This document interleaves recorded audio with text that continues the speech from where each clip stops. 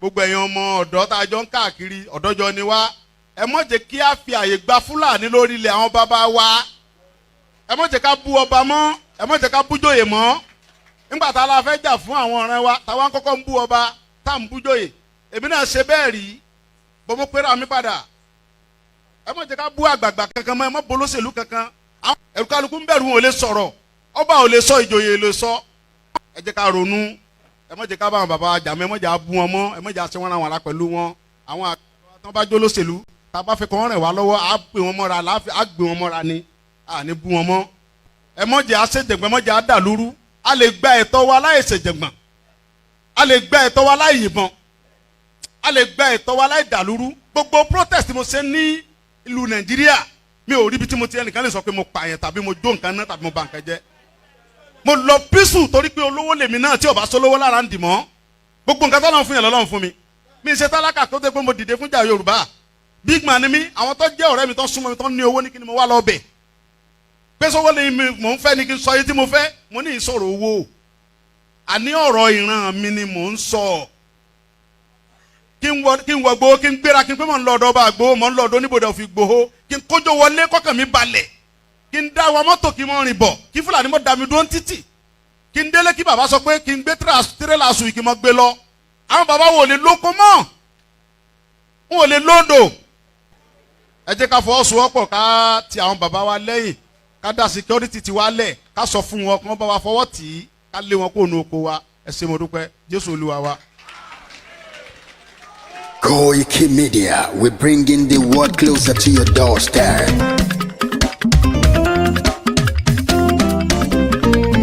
Koiki Media, Koiki Media, Koiki Media, we bringing the world closer to your doorstep. Koiki Media, Koiki Media, Koiki Media, we bringing the world closer to your doorstep. Àwọn sálára àgbà yìí dá, àwa ló láṣà àti èdè. Gbígbédè lárugẹ nílẹ̀ Oòduà o, àwa gangan ni bàbá. Koiki Media, Koiki Media, Koiki Media, we bringing the world closer to your doorstep. They never sabi wetin we carry for her. But we dey move closer before dem go sabi.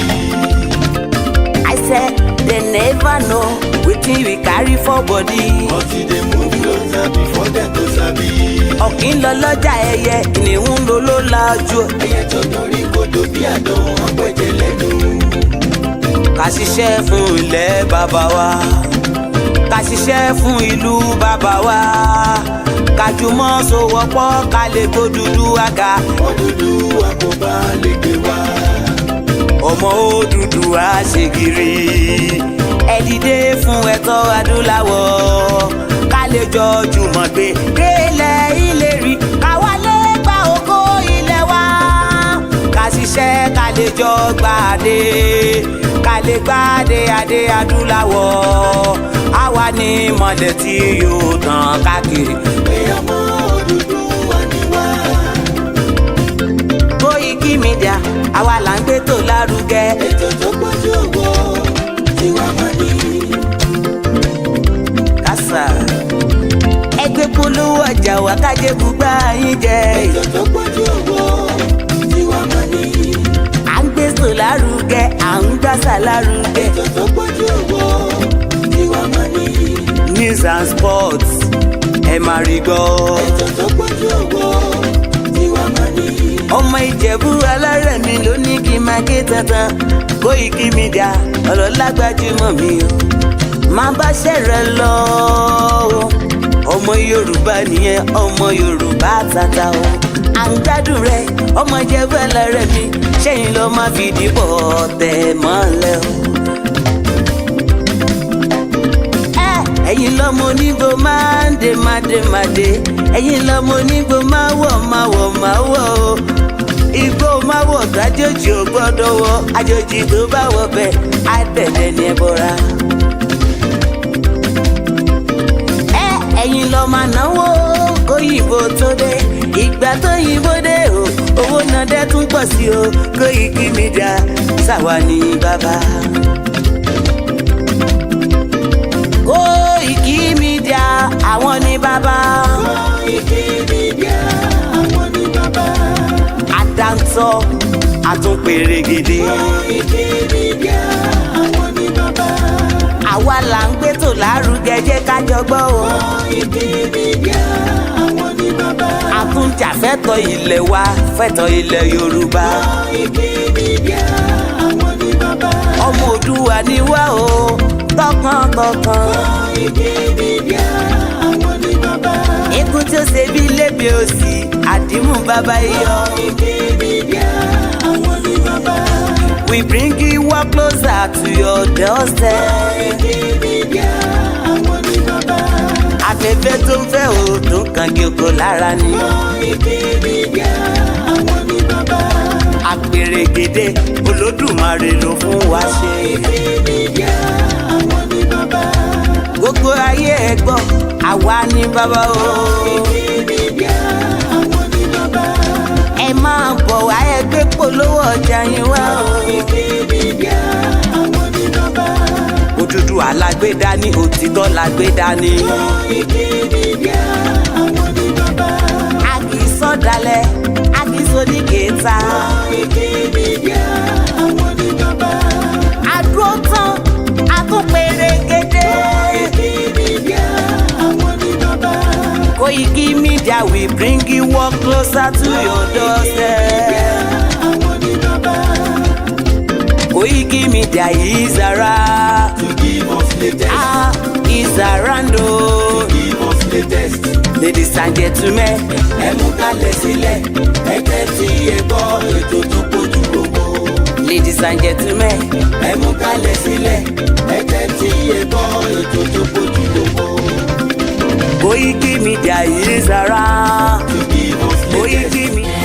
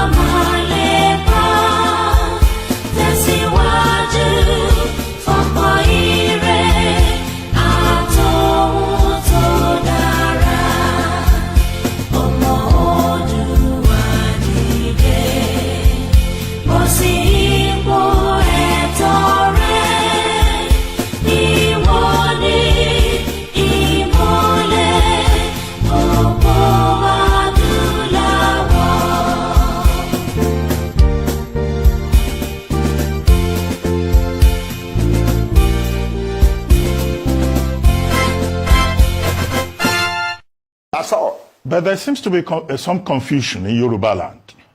I see that maybe perhaps the generality of the people do not feel as passionate about self-determination.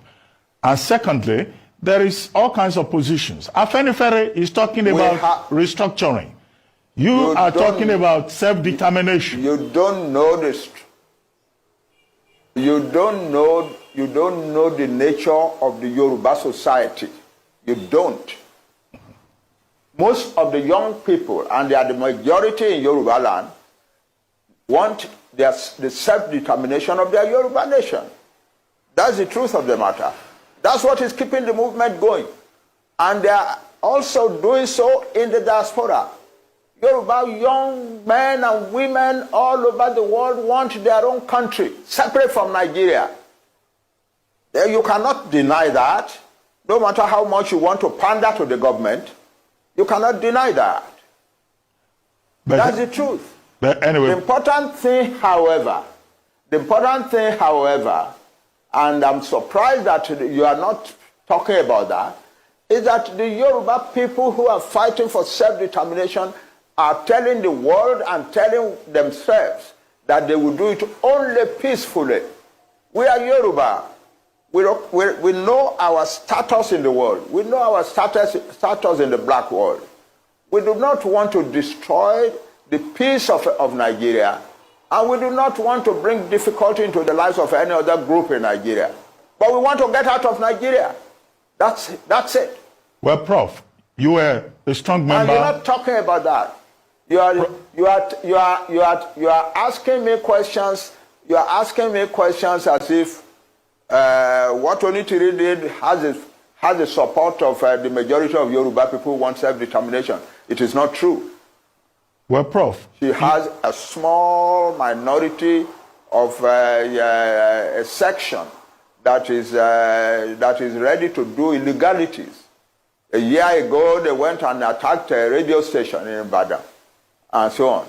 Now this year, they are attacking the entire government of Ibadan, and so on. No, but we have never sent anybody to go and do that, and we do not support it or encourage it. Prof, and we think it is criminal. Prof, and so if they get punished for their criminality, we have no objection to that. Prof, you were a strong member. You cannot, because of them, generalize opposition to self-determination. You cannot. Well, Prof, you were a strong member of the Unity Party of Nigeria, also a very strong member of Afenifere. Afenifere is talking about restructuring. You are now talking about self-determination. What is the difference, in these two ideological positions? Our fathers in Afenifere are doing the right thing, talking about restructuring, so that we can go back and live our own life the way we used to live it prosperously. They're doing the right thing. There is nothing wrong with that. But we, another group of people, larger in number than they, are now saying, no, self-determination is the answer, not restructuring. Why? Because when you restructure, you are still in Nigeria. The people who are coming and disrupting your life and destroying your farms and killing your women and raping your mothers and daughters and so on are still Nigerians. They still have a right to come to Nigeria. The only final solution to that is to separate, so that you have a separate Yoruba country where we can make our own laws and so on, to which we admit only people we want to admit. So nobody can claim that they have a right to come to our land. They don't have such a. But as long as we are in Nigeria, no matter what restructuring is done, they still have the right to come to our land and do the things that we are doing. Nobody is talking about the fact that most Yoruba farmers have been driven from their farms. I am not hearing that. I'm hearing only about government. I'm not hearing about people. You are not talking about the fact that most Yoruba farmers have been driven from their farms, and that the Yoruba nation is in danger of famine upon famine upon famine for years and years to come. You are not talking of the fact that the Fulani declared war on Nigeria on the 24th of January and 26th of January and said that Tinubu is not our president. We are going to Aso Rock. We will take over the seat of government there, and we will use this place to organize the conquest of the rest of Nigeria. You're not talking about that. You are not talking of people who said, no Fulani man must be arrested for the bomb in Ibadan. If you do, you will have bombs in every town in Yoruba, in Nigeria. Nobody is talking about that. Nobody is talking about the sheer insult of living in a country where some people are treating the government like that. You are talking about Onitiri and so on. Why do our... Well, Prof, let me ask you this. Self-determination, you are entitled to your opinion. You are entitled to your opinion, but what I'm saying is that your opinion rigorously avoids the truth. Rigorously. But Prof, avoids the truth. Nigeria as Onigo Chiche told us in his research on ethnic nationalities in Nigeria, has over 300 ethnic nationalities. Will you recommend self-determination to all the other ethnic nationalities in Nigeria?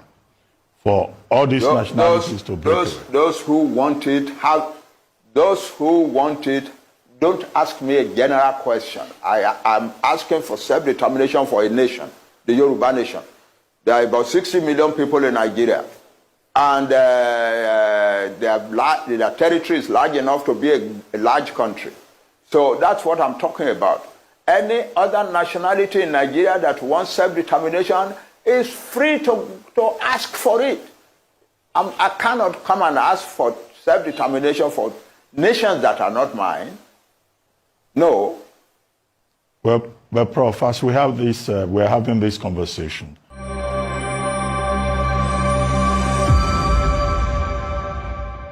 The welfare of millions of people for generations to come may be affected by the wisdom which we here display.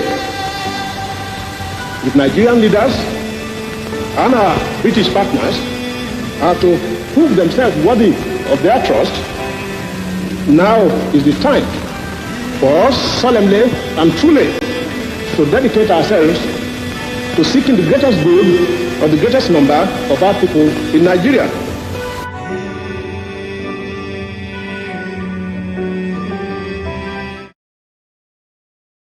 Wow. Very good afternoon and welcome once again to the Outreach Awareness. A beautiful weather from London, and it's so very warm, I believe, in most parts of the world, including Nigeria, where as many of our listeners and as many of at least the population of those that we are asking the right for Yoruba nation are also residing. So I am Olayomi Koiki, known as Koiki Media, bringing the world closer to our doorsteps. Also, as we continue to engage, as we continue to dialogue, and as we continue our quest to self-determination.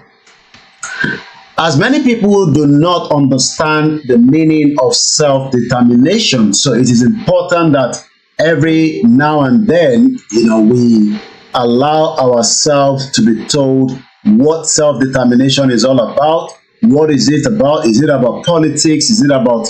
It's all about something. And when we talk about self-determination, ọ̀pọ̀lọpọ̀ mọ tó mean, wọ́n kàn ń gbọ́ ni. But the reason why we are here is because we like to explain it to you. Let's listen to this as it is Benny Sunday. He was asked about the right of the Scottish people to self-determination. The UK election is just count down. At on the 27th, if I'm right.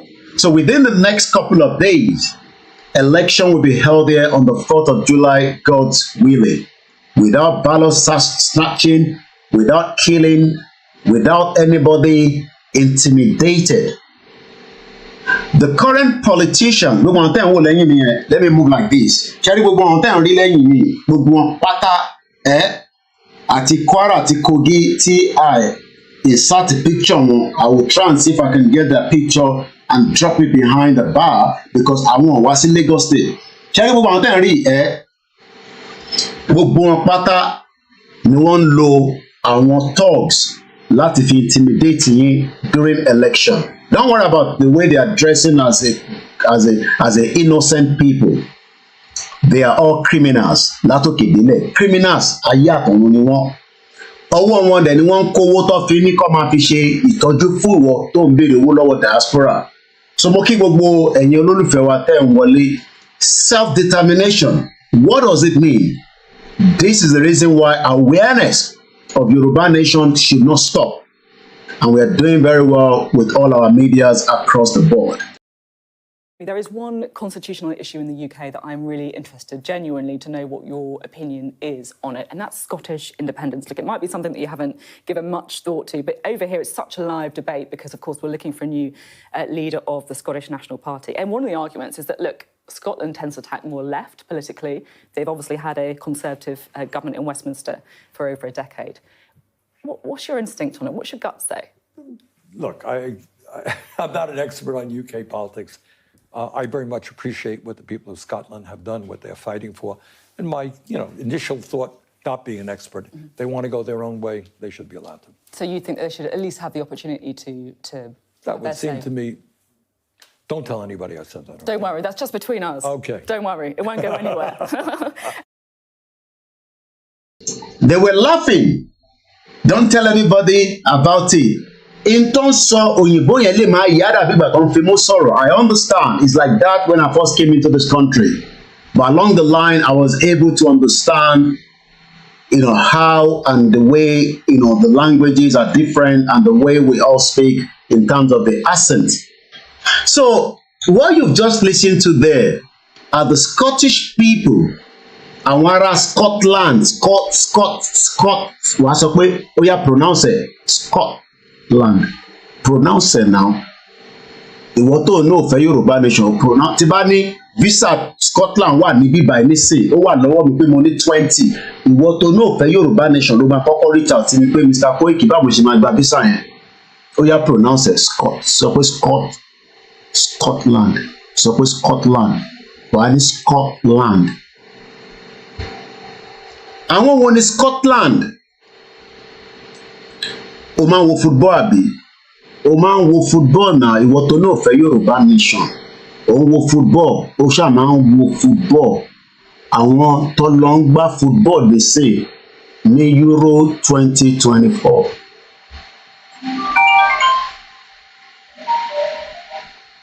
Wàá ní Scotland. Jẹ́ n tún play lẹ́ẹ̀kan sí, jẹ́ n play video lẹ́ẹ̀kan sí. Wọ́n ń béèrè lọ́wọ́ Bernie Sanders lára àwọn sínétọ̀ wọn l'Amẹ́ríkà pé kí ló rò sí ọ̀rọ̀ bọ́n ṣe bí àwọn ṣọ́ra àwọn tó wà lẹ́yìn mi máa gbọ́ kẹ́kọ̀ọ́ ń ṣe ọmọlúàbí gbogbo wọn bá ṣe wà yẹn. Tó bá rò pé ọmọlúàbí kan wà láàárín wọn wọ́n ń ṣe ọmọlúàbí. Wọ́n wá ń bi wọ́n pé kí lẹ rí sọ̀rọ̀ Yorùbá ni. No, we condemn. Ṣé ọmọlúàbí wà lára àwọn eléyìí? Torí gbogbo tó dé fìlà Awólọ́wọ̀ àti tó dé fìlà Awólọ́wọ̀ torí tí yẹn bá dé fìlà Awólọ́wọ̀ kò ní shape. Ẹ̀yin tẹ́ wà lórí MixLR is just to give you the awareness that àti wà live. You have 4 minutes to join either the Twitter page, the Twitter or Instagram, because we're still trying to walk around this MixLR. Ẹ fún wa ní support yín ká lè ríṣẹ́ ṣe. We are having too much disruption on the Koiki Media platform, but there's nothing we can do. Owó ní tóun ò bá sí nílé, máa ní kíyàwó ẹ̀ sí ọbẹ̀, eléyìí tátá tẹ̀ wọ́n Nàìjíríà nísìn.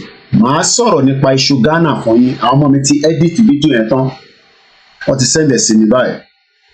So yín tẹ́ wà lórí MixLR, yín márààrún tẹ́ wà ń bẹ̀, mo dúpẹ́ lọ́wọ́ yín pé darapọ̀ mọ́ wa. Mo kọ̀ láti sọ fún yín pé àti wà live torí ó lè jẹ́ bẹ̀rẹ̀ máa rí notification. Mo kí yín dáadáa, Aláwọ̀ bàbá, Ògúnmọ́lá àtẹ̀yìn mẹ́ta tó kù tí mo rí kọ́mẹ́ǹtì yín, mo mọ̀ pé ẹ̀ ń gbọ́ mi. Ẹ darapọ̀ mọ́ wa ní. I'm using the laptop because I want to show you a few things at the back. Now, let's come back to the discussion. Àwọn olóṣèlú tó jẹ́ àwọn tó ń darí wa la mú wá. Ọmọlúàbí ni wọ́n, àmọ́ wọ́n náà wọ́n fẹ́ Yorùbá nation. Wọ́n tẹ̀ náà wọ́n condemn ẹ̀. Ẹja gbọ́ Bernie Sanders lẹ́ẹ̀kan sí. There is one constitutional issue in the UK that I'm really interested genuinely to know what your opinion is on it, and that's Scottish independence. Look, it might be something that you haven't given much thought to, but over here it's such a live debate because, of course, we're looking for a new leader of the Scottish National Party. And one of the arguments is that, look, Scotland tends to tack more left politically. They've obviously had a Conservative government in Westminster for over a decade. What's your instinct on it? What's your gut say? Look, I'm not an expert on UK politics. I very much appreciate what the people of Scotland have done, what they're fighting for. And my, initial thought, not being an expert, they want to go their own way, they should be allowed to. So you think they should at least have the opportunity to That would seem to me. Don't tell anybody I said that. Don't worry, that's just between us. Okay. Don't worry, it won't go. Ó ní kò ní lọ anywhere, ó yá screenshot ẹ̀. screenshot ẹ̀ má sọ pé screenshot ẹ̀ ìtàn pé self-determination yẹn mo ń bọ̀ because I'm working with two hands. Media wà á máa ṣiṣẹ́ round the clock bí aago ni kọ́lọ́n Elédùmarè kò fún wa ṣe àwọn àkókò níṣẹ́ mi. Mo kí bàbá Akintoye ṣé ti screenshot ẹ̀ ṣé nǹkan síta lóòótọ́ article ni but kò ń ṣe pọ́kàn máa wá fún yín lọ́fẹ̀ẹ́. Ó ní self-determination wọ́n sọ pé APC o wọ́n sọ pé PDP o wọ́n sọ pé political party o. Mo kí gbogbo ẹ̀yin èèyàn wa tẹ́tí ń wọlé o ẹ bá mi máa ṣàlàyé fáwọn èèyàn wa o àní à ń ṣẹgbẹ́ o má ní ká lọ register fún political party àwọn ò ṣe political party àṣẹgbẹ́kẹ́gbẹ́ àṣẹgbẹ́ àwọn olè ẹgbẹ́ jàǹdùkú àwa ń béèrè fún nǹkan tí wọ́n ń pè ní self wà ní ó yá pronounce ẹ̀ ó yá ìwọ náà máa pronounce ẹnu ilé so that tó bá máa lọ sọ̀rọ̀ ní bíá panel kò má lọ sọ̀rọ̀ sọ pé self-determination sọ pé self-determination kí ló ń pè ní self-determination àti pé kí ló fi yàtọ̀ sí pé à ń ṣẹgbẹ́ bó kí gbogbo ẹ̀yin olólùfẹ́ wa tẹ́tí ń wọlé ní méjì mẹ́ta ẹgbẹ́ wọlé share button. What God cannot do does not exist. Tá bá ní self-determination o lè fi ṣàn yẹn kó jẹ́ kó dàbí ìgbà tó fi ṣáyàn jẹ ara àjàlè yín wà èèyàn á máa fi yín jà lẹ́ǹkankan tó bá dójú ẹ̀ wá bùjẹ́ ó ti gé mi jẹ́ Mike Tyson gan géèyàn jẹ létí sọ pé ìwọ náà sọ pé self-determination ó yá pronounce it now sọ pé self-determination wàá rí pé ó yàtọ̀ sí political party ó rí pé kò ń ṣe the same alphabet pẹ̀lú APC bẹ̀rẹ̀ láti A eléyìí bẹ̀rẹ̀ láti S for Sarah S for sugar ó yá gbóhùn sókè now tó bá ti wá ní self-determination ó wá wà lábẹ́ article 3 according to sórí logo tó rí yẹn tí ó dàbí ewé ó dàbí wheat ó dàbí kí ni mo pè wá ní wheat kí ló ń fi wheat ṣe nǹkan fi ṣe pọ̀ lágbàáyé mo ti lọ ra búrẹ́dì lénìí tóró wù mí jẹ mo ti ní pé ibi ìbàyẹn ni máa ti ṣí Nàìjíríà kúrò lọ́kàn ẹ̀ mo mọ̀ pé ẹ̀yin kan ò ní gbọ́ bó iṣẹ́ tèmi náà ni pé mo ò ní gbà á ti tẹsẹ̀ bọ́ ṣòkòtò kan náà ìwọ tó náà ò ní gbọ́ yẹn èmi náà ò ní gbà bó ṣe máa rí nìyẹn ó yá wọ́n náà pronounce self-determination wọ́n wá pé kinní kan ní indigenous people àbófẹ́ rójú mi ni mo lè gbójú mi wọlé ibi kámẹ́rà wà mo ń bọ̀ irọ́ má jẹ́ gbójú mi kan mo tútù sẹ́ẹ̀tì fídíò kan fún yín ẹ gbọ́dọ̀ mọ tó ń pè ní self-determination ká tó kúrò lórí ètò lẹ́nu o gbọ́dọ̀ mọ̀ bí ẹni tó fẹ́ lọ kọ́ ABDAE ẹ má bínú ti lo strepsil gbogbo ẹ̀ láti lò weather ti ń change ni àwọn dust oríṣiríṣi náà wọ́n máa ń affect gbogbo lungs nǹkan.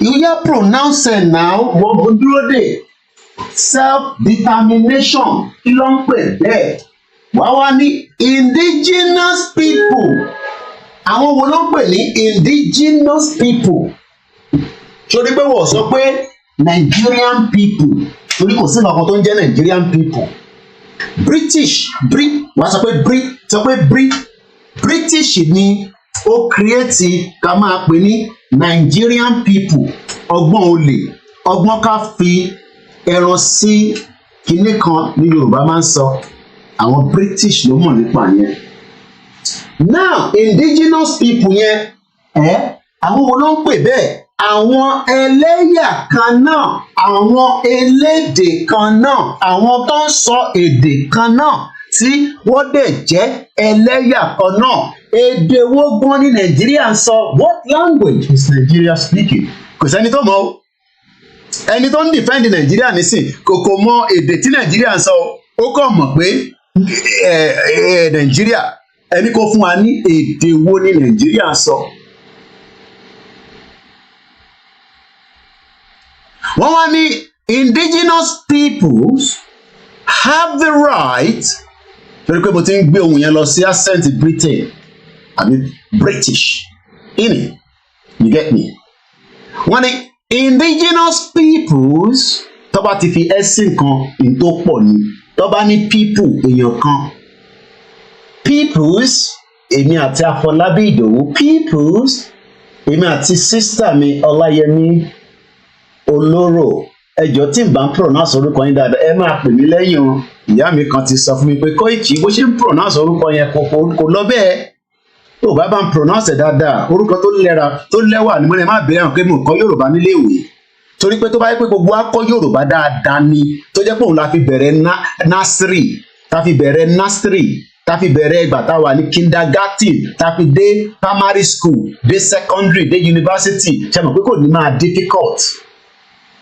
Àmọ́ nígbà tó ti di pé ó ti di bóòlù ọ̀yà mi, wọ́n ní indigenous peoples. Ẹ bá wa béèrè lọ́wọ́ àwọn gómìnà ilẹ̀ Yorùbá pé ṣé wọ́n mọ̀ pé indigenous peoples ni wá ni? Wọ́n kàwé, ìwọ tó rí ìwé kà, gbogbo àwọn governors yẹn wọ́n kà díẹ̀díẹ̀, èyí tó kà gan sẹ̀ ó ti dọ́gbọ́n sí, ó ti yí result, ó ti ṣe certificate tí ó ti lu gèǹgé gẹ́gẹ́rẹ́rẹ́. Bọ̀ wọ́n wá ń jẹ́ kó yé wa pé àwọn ò ní support Yorùbá nation nítorí pé a kì í ṣe indigenous people, ẹni kan ti tú ẹ̀dà irọ́ ló ń pa. We are indigenous peoples. Kò ń ṣe èèyàn kan, èèyàn 35 million. Má sọ pé àìní Kóìkì àjù bẹ́ẹ̀ lọ, ìwọ ṣe gbùgbé, ìwọ má wọ́rì nípa àjù bẹ́ẹ̀ yẹn lọ. Ìwọ tẹ̀sí kọ́kọ́ wọ́rì nípa pé àwa indigenous peoples yẹn 35 million ló pè wá nínú Nàìjíríà according to Nigerian government. Ìwọ má argue pé because ibi tẹ́ bá ti argue a máa lose the real reason tá a ṣe fẹ́ Yorùbá nation. Ẹ jẹ́ ká work with that numbers. Kóìkì àpọ̀ ní Cuba, Cuba kọ́ la ti fẹ́ gba Yorùbá nation, inú ilẹ̀ Yorùbá la ti fẹ́ gbà. Àpọ̀ ní Brazil, ẹ sì fi gbogbo yẹn sílẹ̀. Ẹ jẹ́ ká play pẹ̀lú numbers tó wà nínú Nàìjíríà tó sọ fún wa. Indigenous peoples have the right to self-determination. Wọ́n wá ní by virtue of that right, they freely determine their political status. Wọn ò ní political status yìí tó ń ṣe lọ́wọ́lọ́wọ́ ti gbẹ̀gìrì àtẹwédú tó ń ṣe lọ́wọ́ nínú Nàìjíríà. Ti gbẹ̀gìrì àtẹwédú,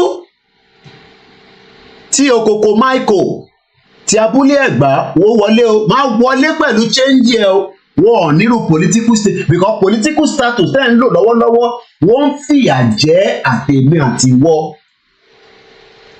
Àwa ará àwọn tó jẹ́ pé àwọn máa ń dín àkàrà lójoojúmọ́ ni, wọ́n máa wá àwọn tó máa wá fún láàkàrà yẹn jẹ, èyí tó máa sọ pé ẹ ṣe jẹ́ ká tírèènì wọn kọ́ lọ máa pẹja fúnra wọn, àwa ń fún àwọn èèyàn lẹ́ja lójoojúmọ́, ẹ wá ní ibi yẹn pé ẹ máa ṣoríire. Èmi ò níyàn kankan ò ní ṣoríire o, àmọ́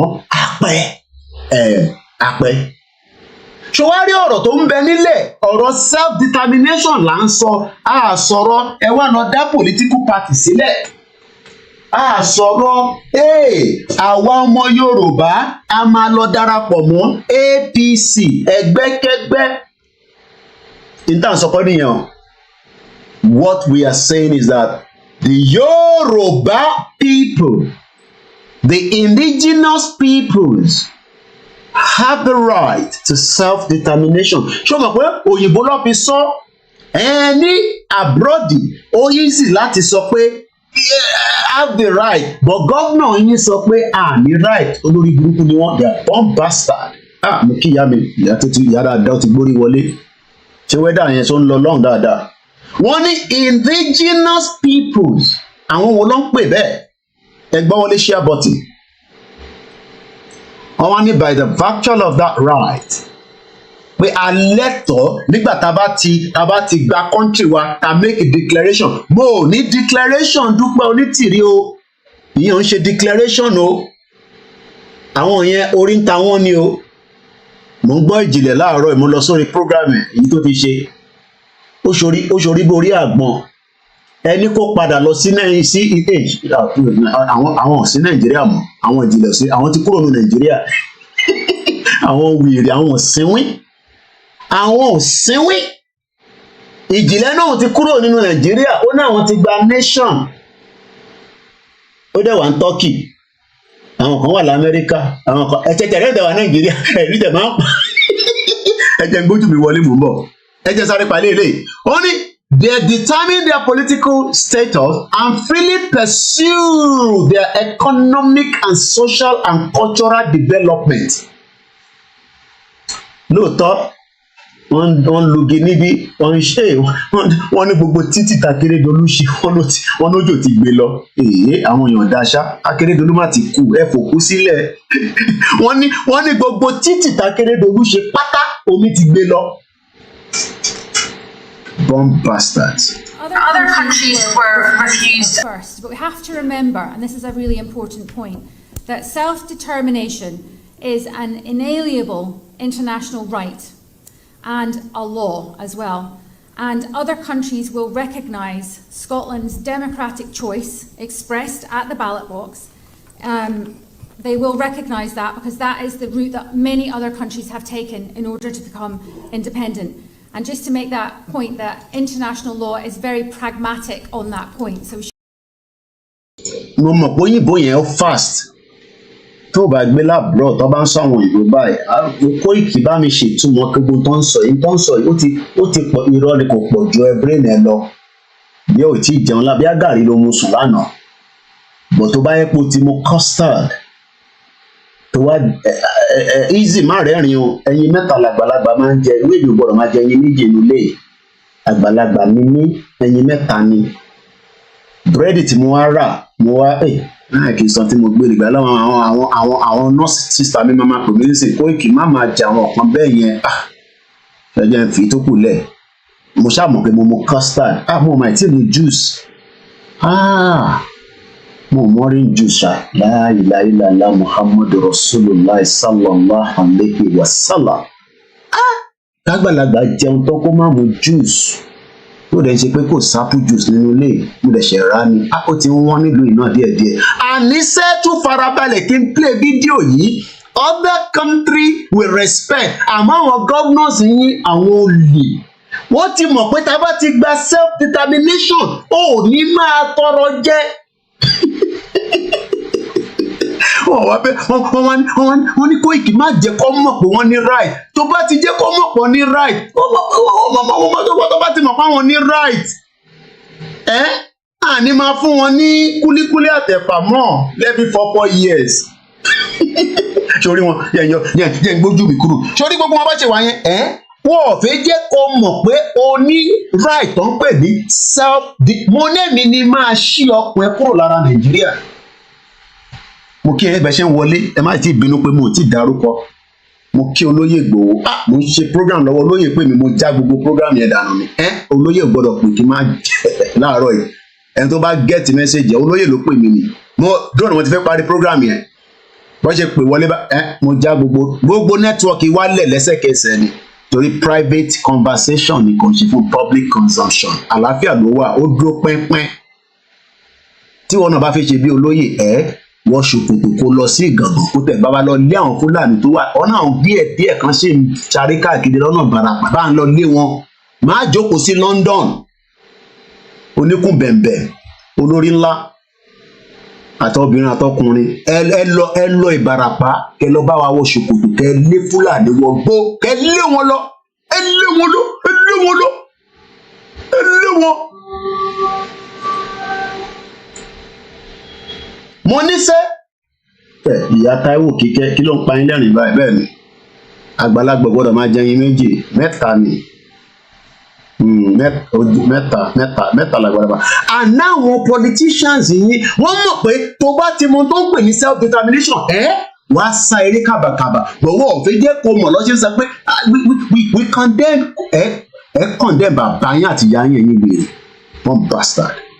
à ń sọ̀rọ̀ ìran wa ẹ̀ ń sọ pé ẹ̀ condemn ṣé dádì gbogbo yín ló create Nàìjíríà ṣé ńgbà tó ń create Nàìjíríà ẹ wà níbẹ̀ bẹ́ẹ̀ ṣe kàwé tó gbogbo wọn tó ti ṣe gọ́vnà láti ìtọ́ tí ń bọ̀ náà láti 1999 sọ́ńtọ́ mú jáde ní state ẹ̀ fún mi ẹ bá mi kọ àwọn governors tó má lọ sí state oní state èmi ti mú Daniel Gbẹ̀ngàdà criminal olè ó mọ̀ pé self determination lọ́nà ó jókòó sí senate nítorí kó bá máa push bíìlì pé a fẹ́ lọ ó náà wọ̀n lọ ó ń gba 30 million ní every month kò tí ì sówó pátá owó ṣòkòtò owó wardrobe allowance ìwọ Davido ti lọ pẹ̀lẹ́ ó ti travel mò ń sọ ó mọ̀ pẹ̀lẹ́ ó ti lọ lórí private jet ti lọ holiday tó bá débi tó ń lọ la máa tó mọ̀ but ó ti travel happy wedding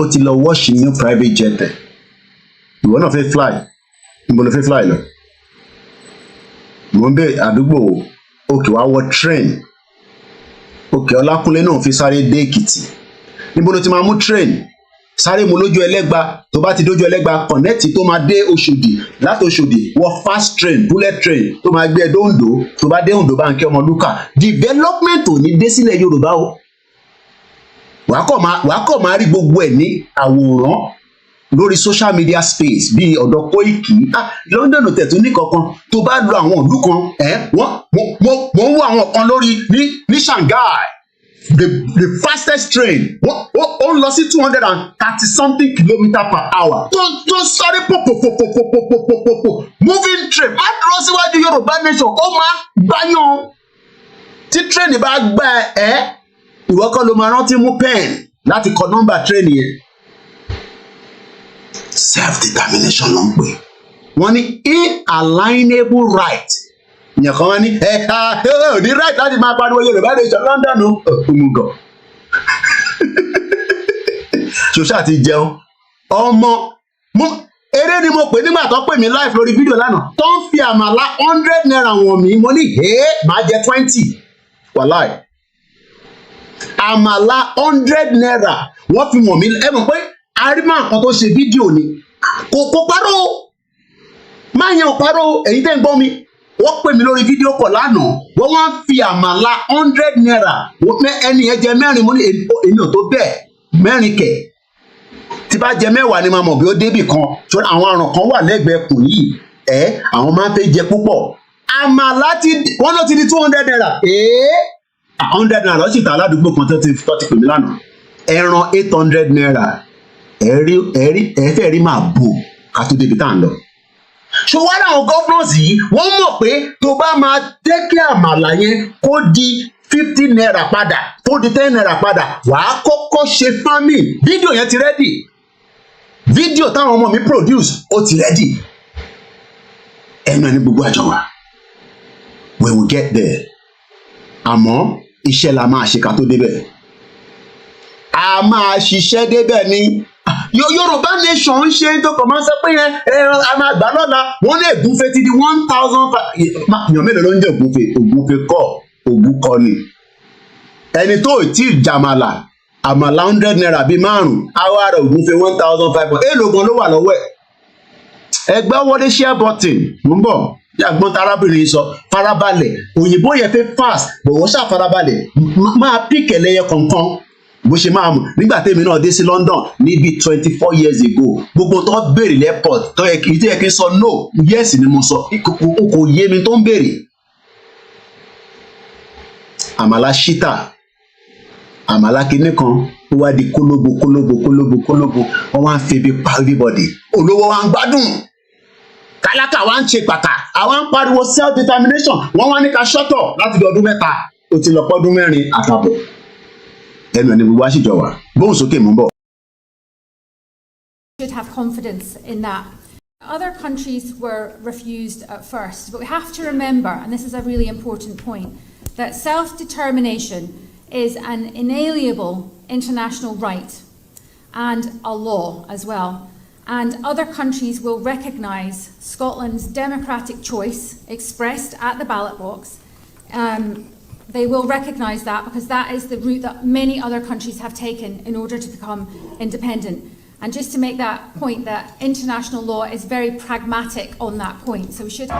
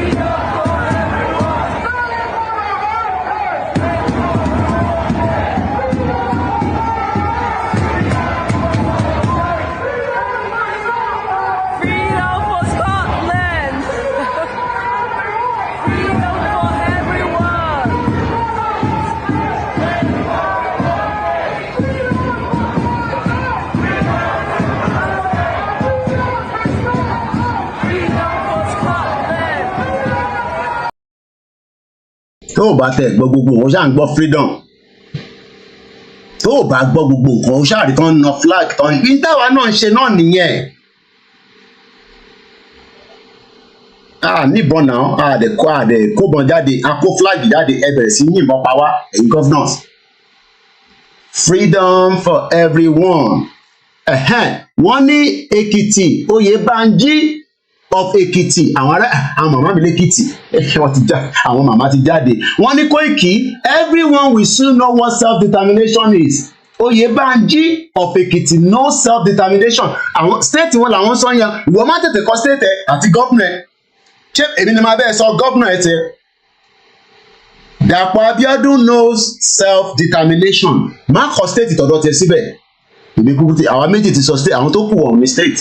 So ọ̀fẹ́ kankan ọ̀fẹ́ Yorùbá nation. Everybody knows the meaning of self-determination. They can tell you lies. They can deceive you. They can make it look like it's a crime against humanity. It's not a crime. Thank you so much, those of you that have joined us. On request. Come on, Bani. Even though tí nìkan àwọn èèyàn wá sọ̀rọ̀ but kákọ̀ gbé wọn wọlé kọ́kọ́ àwọn tó fẹ́ bá wa sọ kọ́kọ̀ sọ̀rọ̀ náà briefly. Ó yá ẹ bá gbóhùn sókè sà. Ká gbọ́ yín briefly torí ní ká pè wọlé àbí ká bọ̀ ẹ gbóhùn sókè Mr. Adelawa àwọn bàbá ẹ gbóhùn sókè àti ẹ̀yin náà lẹ́yìn láti fún ní máìkì ẹ bá gbóhùn sókè lórí Twitter ẹ ṣe gbọ́dọ̀ sà. Ẹ káàbọ̀ sà sórí ètò náà sà. Some question because this Yoruba nation issue is not very Okay, ó dà pé nǹkan kan tún ń play ní background yìí bí akẹ́bà mute ẹ̀ mọ́lẹ̀ sà because a fẹ́ gbọ́ yín dáadáa ẹ gbọ́ ààyè sà. Okay, ẹ̀yin bẹ́ẹ̀ ń sọ Yorùbá nation ṣe wípé sórí dàbí òṣèlú tí ń dàbí sórí animal farm nígbà tí George Orwell sọ fún wọn pé tí tọ́ba ti àti old major pé tọ́ba ti lè pàdé tó lọ́wọ́ gbogbo wa ìpàdé lápá wa. Mo fẹ́ kẹ́ ẹ rántí pé under this present system Yorùbá ti gidi. Under this present kílẹ̀ pé sá. Lábẹ́ this present Nigeria. Okay. Yorùbá ti dùn gidi lábẹ́ Awólọ́wọ̀. Oh yeah, which is Western region, yes. No, it's still under Nigeria. It's not the region.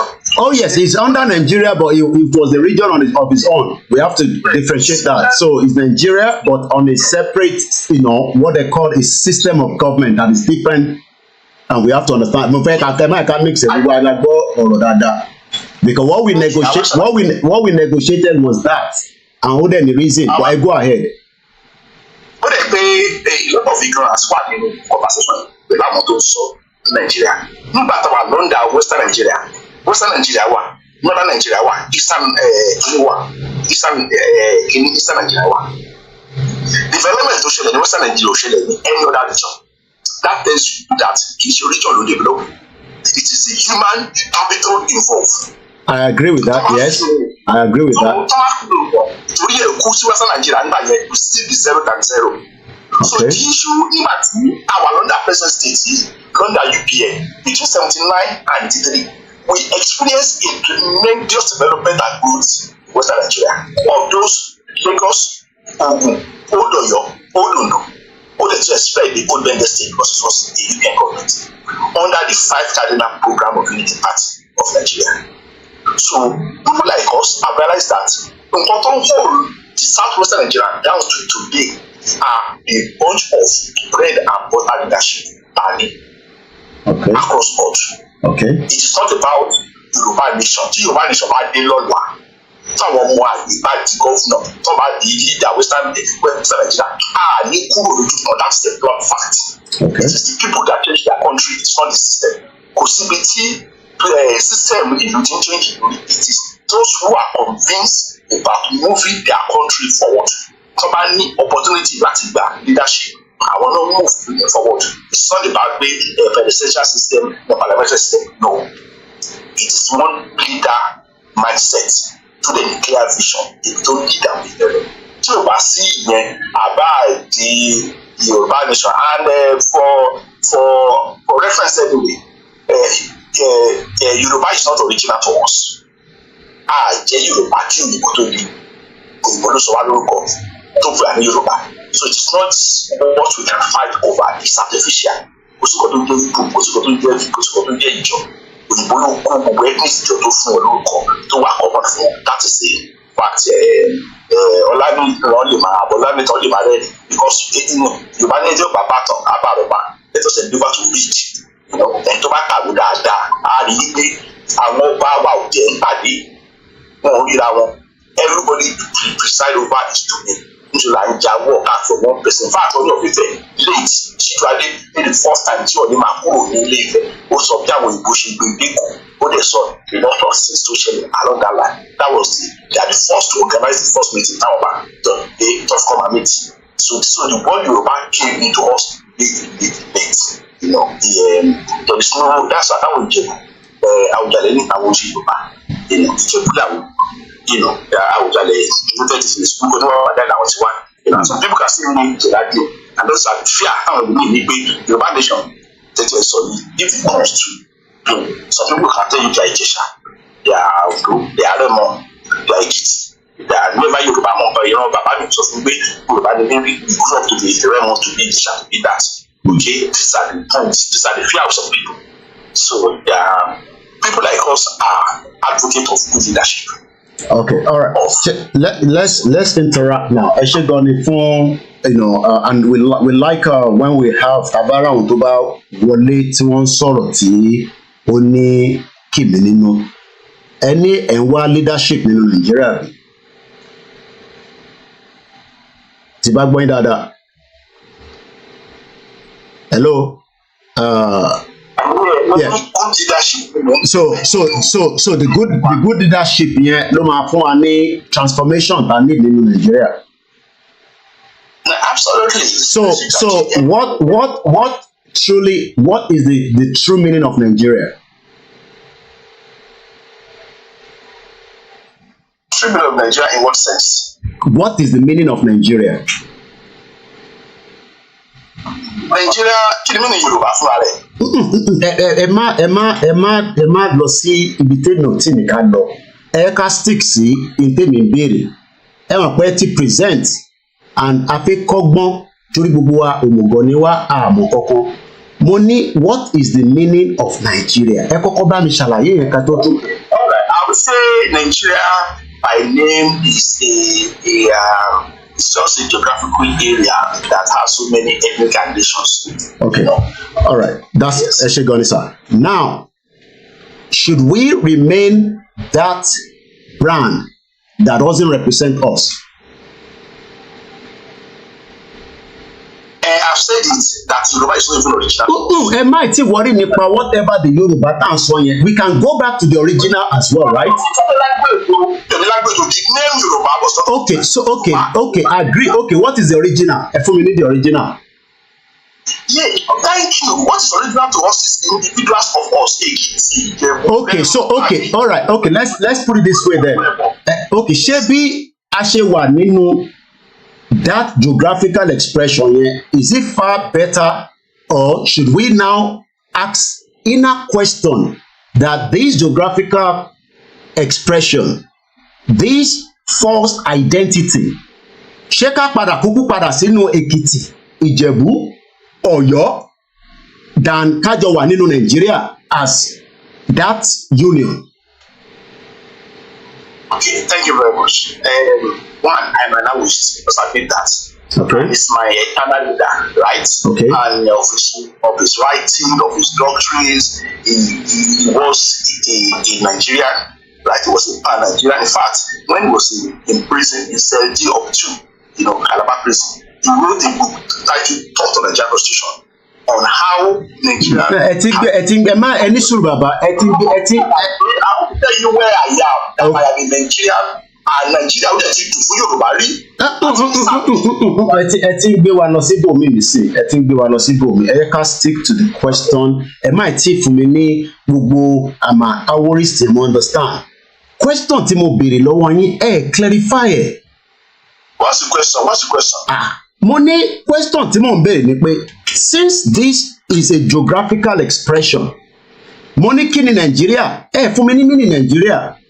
who are Nigerians, and how did we derive that Nigerians? Should we stick to that Nigerians that was forced on us on a fraudulent amalgamation that needs to be defended, or should we defend our true identity? Because in sort of development, to even develop is not the issue. We are fighting for our identity that was stolen, and I'm sure you know the meaning of a stolen identity. Tibalo identity in this fraud in this, there will be probability that you'll be looking for me on the social media. Tibamu details in this, Timofiwa Lano, ni Nigeria lewani, l'America ni Canada ni. It's a theft. So our identity has been stolen. We are talking about taking our identity. Yes, after the identity, we can talk about development. We can talk about Nija. In terms of what I mean by that is, even when we have a Yoruba nation, it might not be perfect, but we want to take back our identity and sort of a geographical expression that doesn't represent us. We didn't know all this before.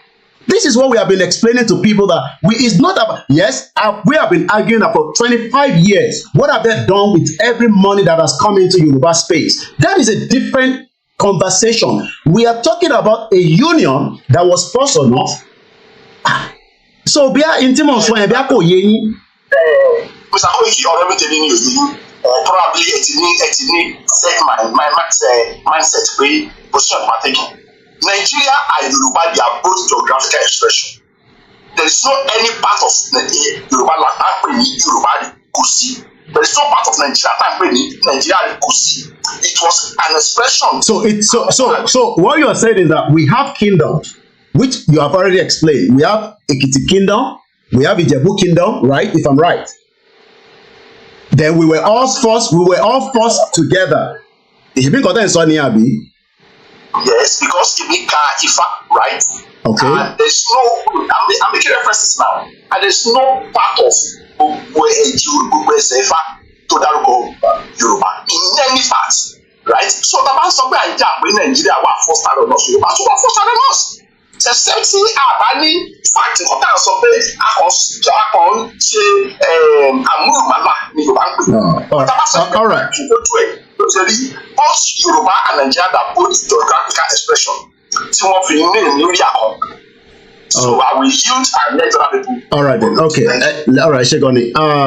Mr. Akede. It goes okay, briefly. And please do not attack anybody. Everybody has a right, even though the program was not meant to be going in this direction. But it's a live transmission. It's not edited. It goes okay. And again, do not attack anybody's view in terms of make your own presentation. And everybody, we are learned people, and I'm sure learned people are listening. It goes okay, Mr. Akede.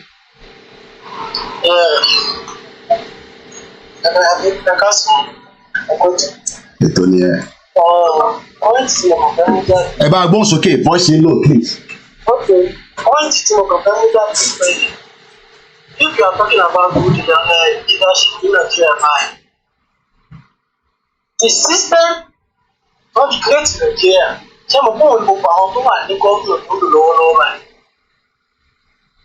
because if you are talking about the leadership, the Nigeria itself, to what create, how does it create Nigeria if you are? Because if they create Nigeria in a good way, that means there will be a good thing. From where people work together. But the way they create it, when the move us one, what create it, kì í ṣe fáwọn èèyàn tó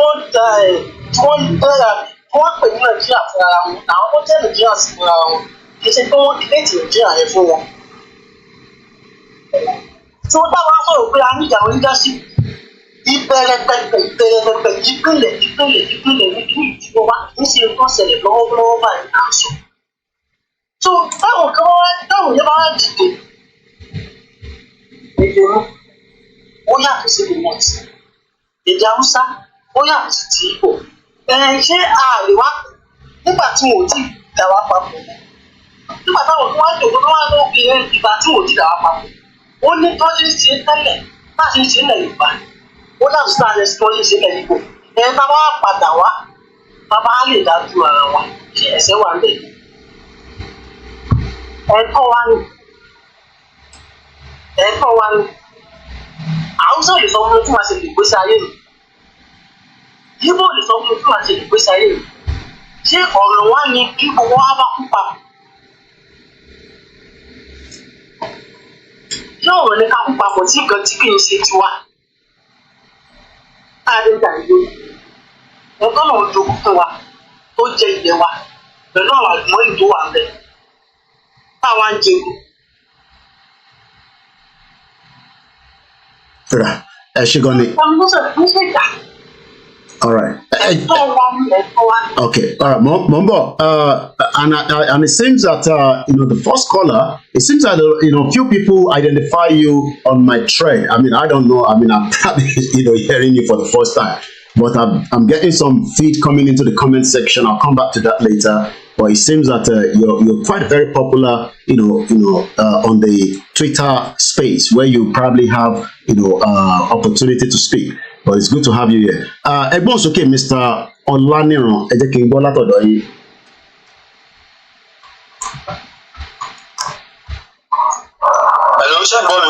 Loud and clear. Ẹ̀gbọ́n sókè, and please do not attack his personality.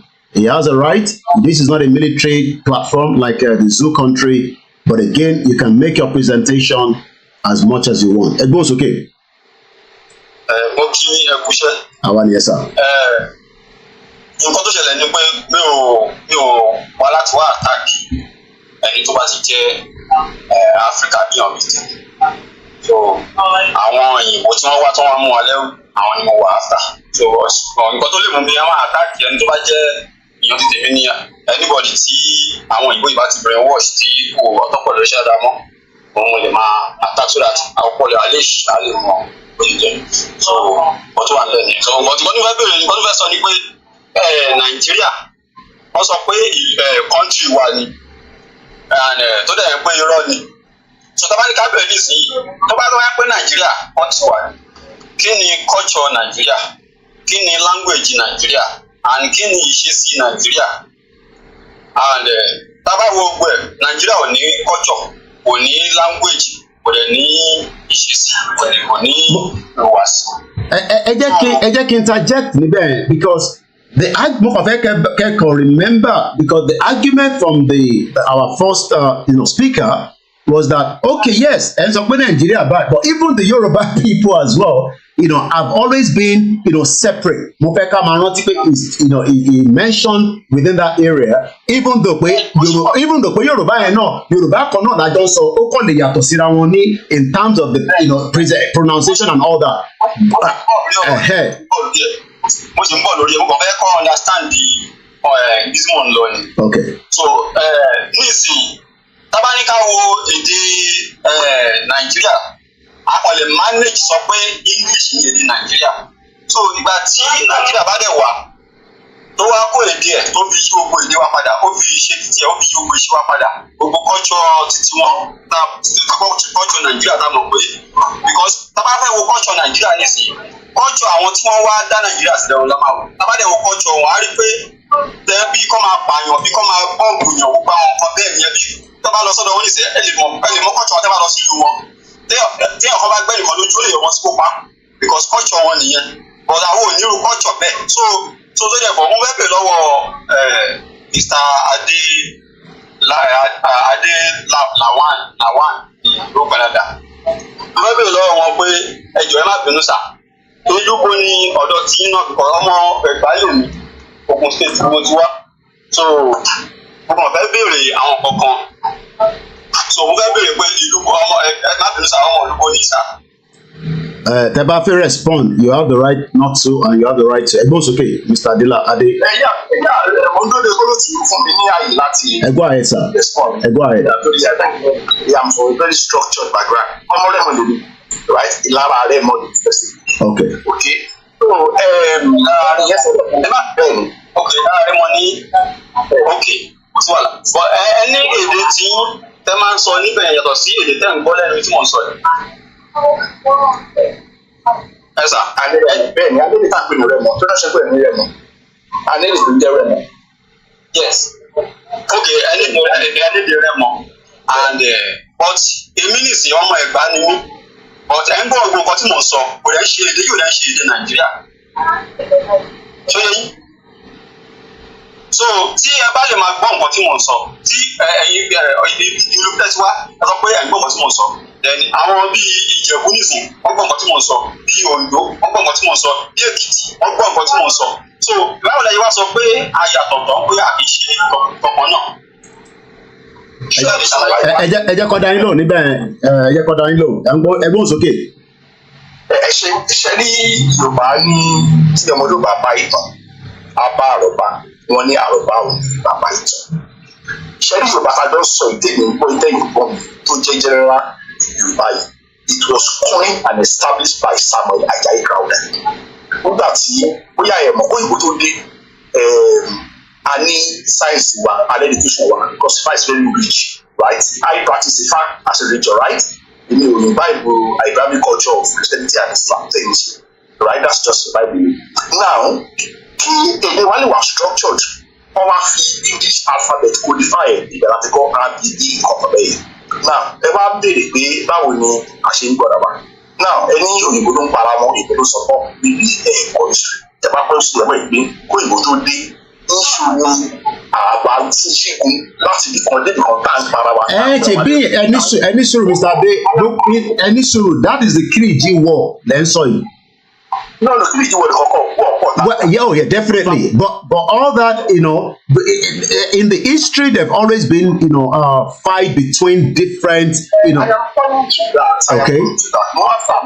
Okay. So, èdè wa ó yàtọ̀ síra wa kó tó di pé Samuel Ajayi Crowther ló ní èmi wa ní Yorùbá it was his own idea so that ká lè ní universal name before him orúkọ bàbá olúkálùkù ló jẹ́ in fact orúkọ ìlú wa là jẹ́ tó bá jọ mọ Ìkẹ́nnẹ́ nìyẹn tó bá jọ mọ Ìjẹ̀ṣà nìyẹn tó bá jọ mọ Ifẹ̀ nìyẹn depending on how big and how powerful you are o la fi suppress ara wa so for collective identity and recognition ló ṣe defines that general Yorùbá tí gbogbo wa sọ lé ẹ̀rí pé tẹ̀ bá délé sí yes right so and major ọ̀yọ́ ló fi structure àti ó lè fi little àwọn kérésì to make it more open and more acceptable for us tẹ̀ bá délé sí rẹ́mọ̀ lè mi sọ team sọ ẹ̀ so dáhẹ́ sí wa ó dá sá mo gbọ́ nǹkan tẹ̀ sọ ṣùgbọ́n nǹkan tó wà ń bẹ̀ ni pé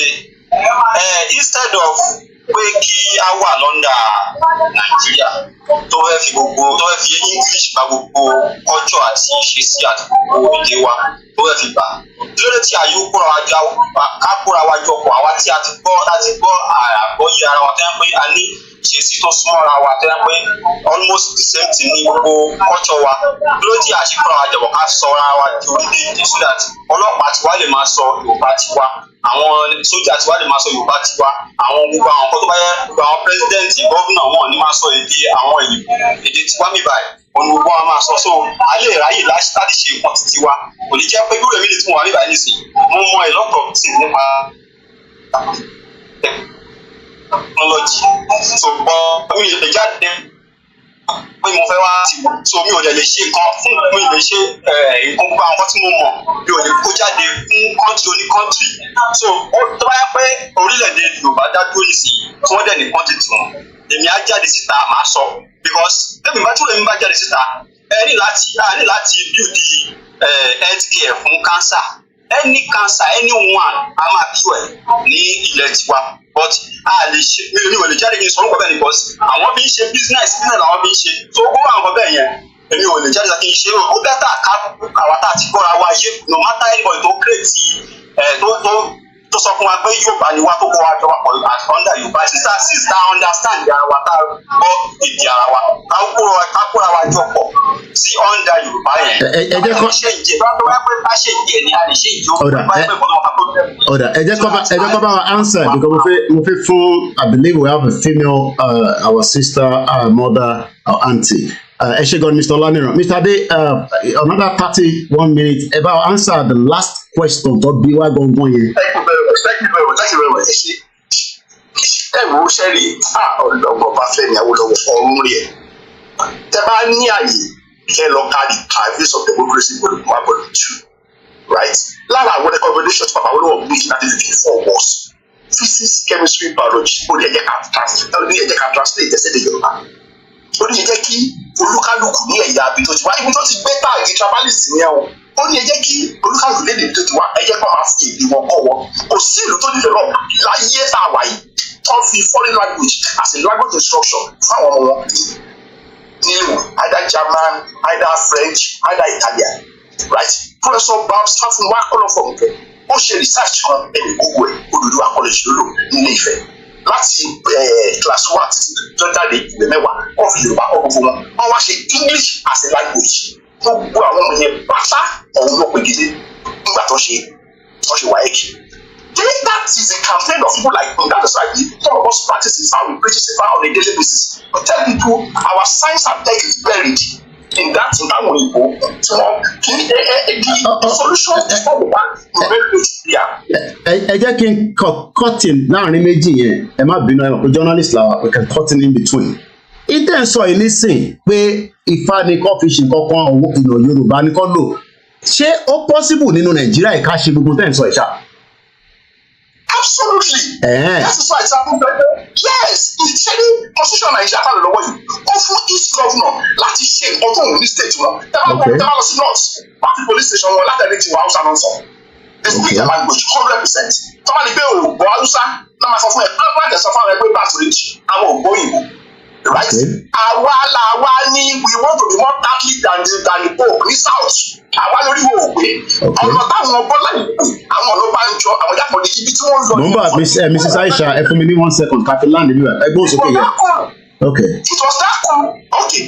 It was that cool that was a setback in Yoruba to destroy UPN. If you pen and think in existence, if that all our ladies okay, so and that shows the same problem that we are still experiencing. We are having, people that are never gonna have our feelings, our touch of understanding. I'm talking about all these politicians, Jaguru Jerai. But if we force them to retreat back, not in Nigeria, back to that same genesis of the Yoruba people, Egbani, Ekitiri, let's all first come back to that union.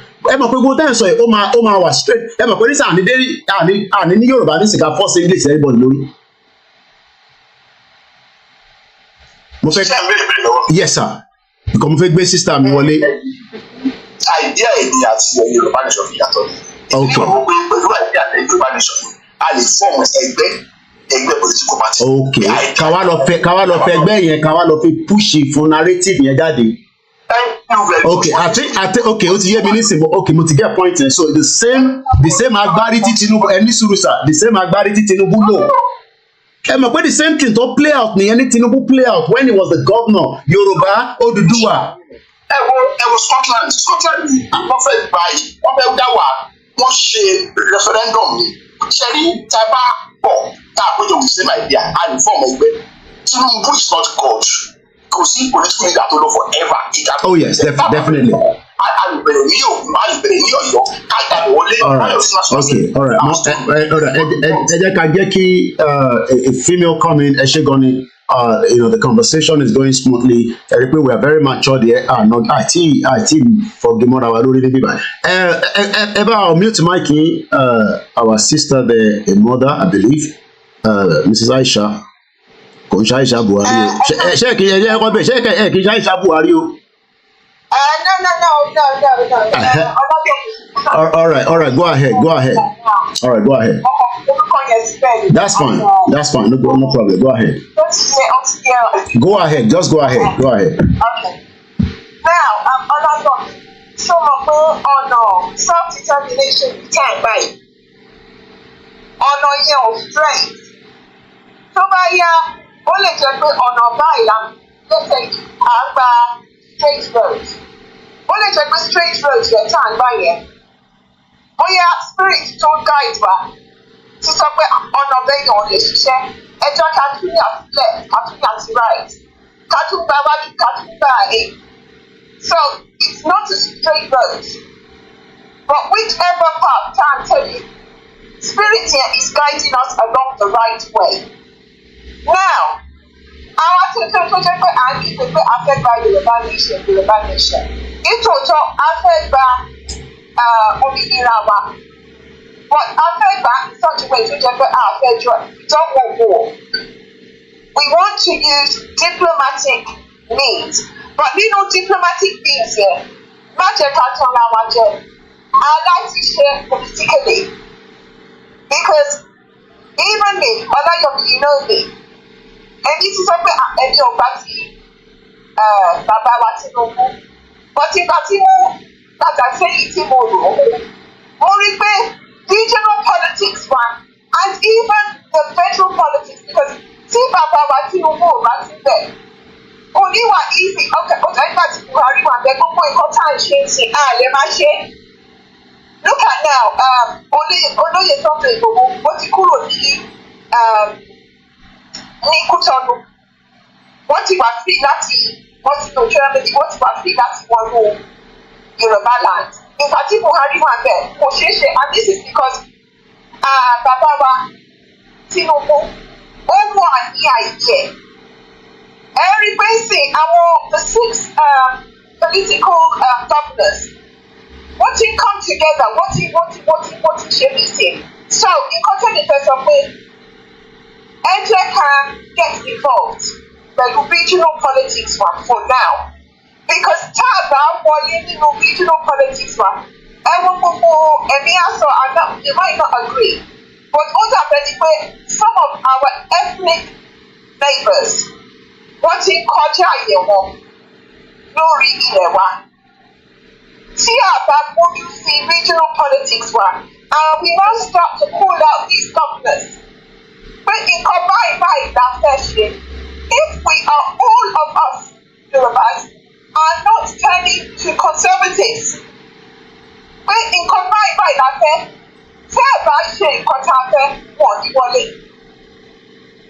so I want in my Buju team continue share. I want in my something Yoruba language here. One, must be spoken in all workplaces. 2, there must be priority for Yorubas in all jobs and even in the marketplaces. 3, farming. There's a new project just recently. They must start creating farming institutions in Yoruba land. They are not allowed to sell any of our lands to any non-Yoruba. Yoruba must be first, second, and last in everything in Yoruba land. Now, because see about what you think, see our governors here, and our House of Representatives here, we won't get Yoruba land. And I do believe they can start implementing, they have the powers to implement these things. It is not out of the range of the Constitution to put the interest of indigenous first, because our land is Ojoba. All the other certificates, if you go to the southeast, if you go to the north, the same thing. So and this is because our governors that's House of Reps will implement Yoruba indigene, Yoruba first. All right, let me come in, briefly there. At least, let me just comment quickly there. Cherry, I can see that we have, views of different things playing out here. Self-determination is a standalone, and it is not going to get himself involved in any political situation in the current dispensation or the previous or the one that is coming in that contraction. If you're looking for that, that is no longer self-determination. Self-determination, right, will be taken either by diplomacy, which we are doing, and it will also can go the other way around that I don't want to push on the platform. And I'm sure everybody knows what we're talking about. But if anybody is saying that Carlo join a political party, this is exactly what Tinubu used. And many of you, I'm not saying you as an individual, but most people are just waiting to see the outcome of what is going to come out of Tinubu. We will negotiate with Tinubu. There's no doubt about it. America is negotiating with Iran. America is still negotiating with North Korea. So what makes us not to negotiate with Tinubu? We will negotiate. And the fact that you mentioned that because Buhari was there were some few things that didn't happen or never happened. Tinubu has no hand in the release of, Igboho, and I don't have to go into all the details. And moreover, yes, when government change, a lot of things change along the line. So, the Igboho that many people even thought that it would be there up till now, people were shocked. Nobody knew it would be released. And we are talking about, something that is even more of the spiritual being. Igboho mother died. You're talking about, Tinubu came to power. Who the hell is must sacrifice? So let us be very careful. When we say that, Buhari left, Tinubu came, and things changed. The mother died. There's a reason for that. And you can go and find out that, from the spiritual realm. But in terms of, you see, the problem is when I've allowed you to talk. Let me finish. I don't want you to interject. Yes, please. Because Tabane and Wa, we cannot through the political route. Kawapi push for our vision and mission. Okay, 25 years these criminals have been there. They didn't apply all that. They know what they are doing. It is a Western agenda. They're not going to change anything. Even if you, me, become a political party and we are trying to bring that in, whether under the constitution that will be changed or not. But many Yoruba people would have no choice to support a full self-determination when they can see the lines that Tinubu is a weaker element, is not going to make any difference. All these governors, including the PDP, are all behind Tinubu, and everybody knows that. Because Seyi Makinde voted for Tinubu because we prefer Atiku. So the fact that we want, we want to turn self-determination into like, we got to move into the line of, politics. I'm a bit confused here now. I don't understand. But again, I understand, what you're saying. It's just like those that also say that any political party in the UK, the Yoruba nation. What the hell are they talking about? We must have a political party in UK before we have a Yoruba nation. And like I said, when it's asikobato tiyan ba pe shu from Allah.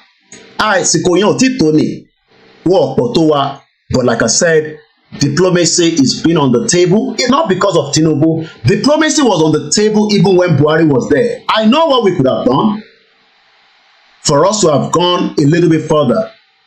And for the fact that, yes, nobody wants war, but the reality is that we are pushing for something that is very, very important that could lead into another crisis. And I'll just leave it as crisis. And we are trying to avoid that crisis. Also, our governors will see different states until we get to Lagos and the killing started coming through.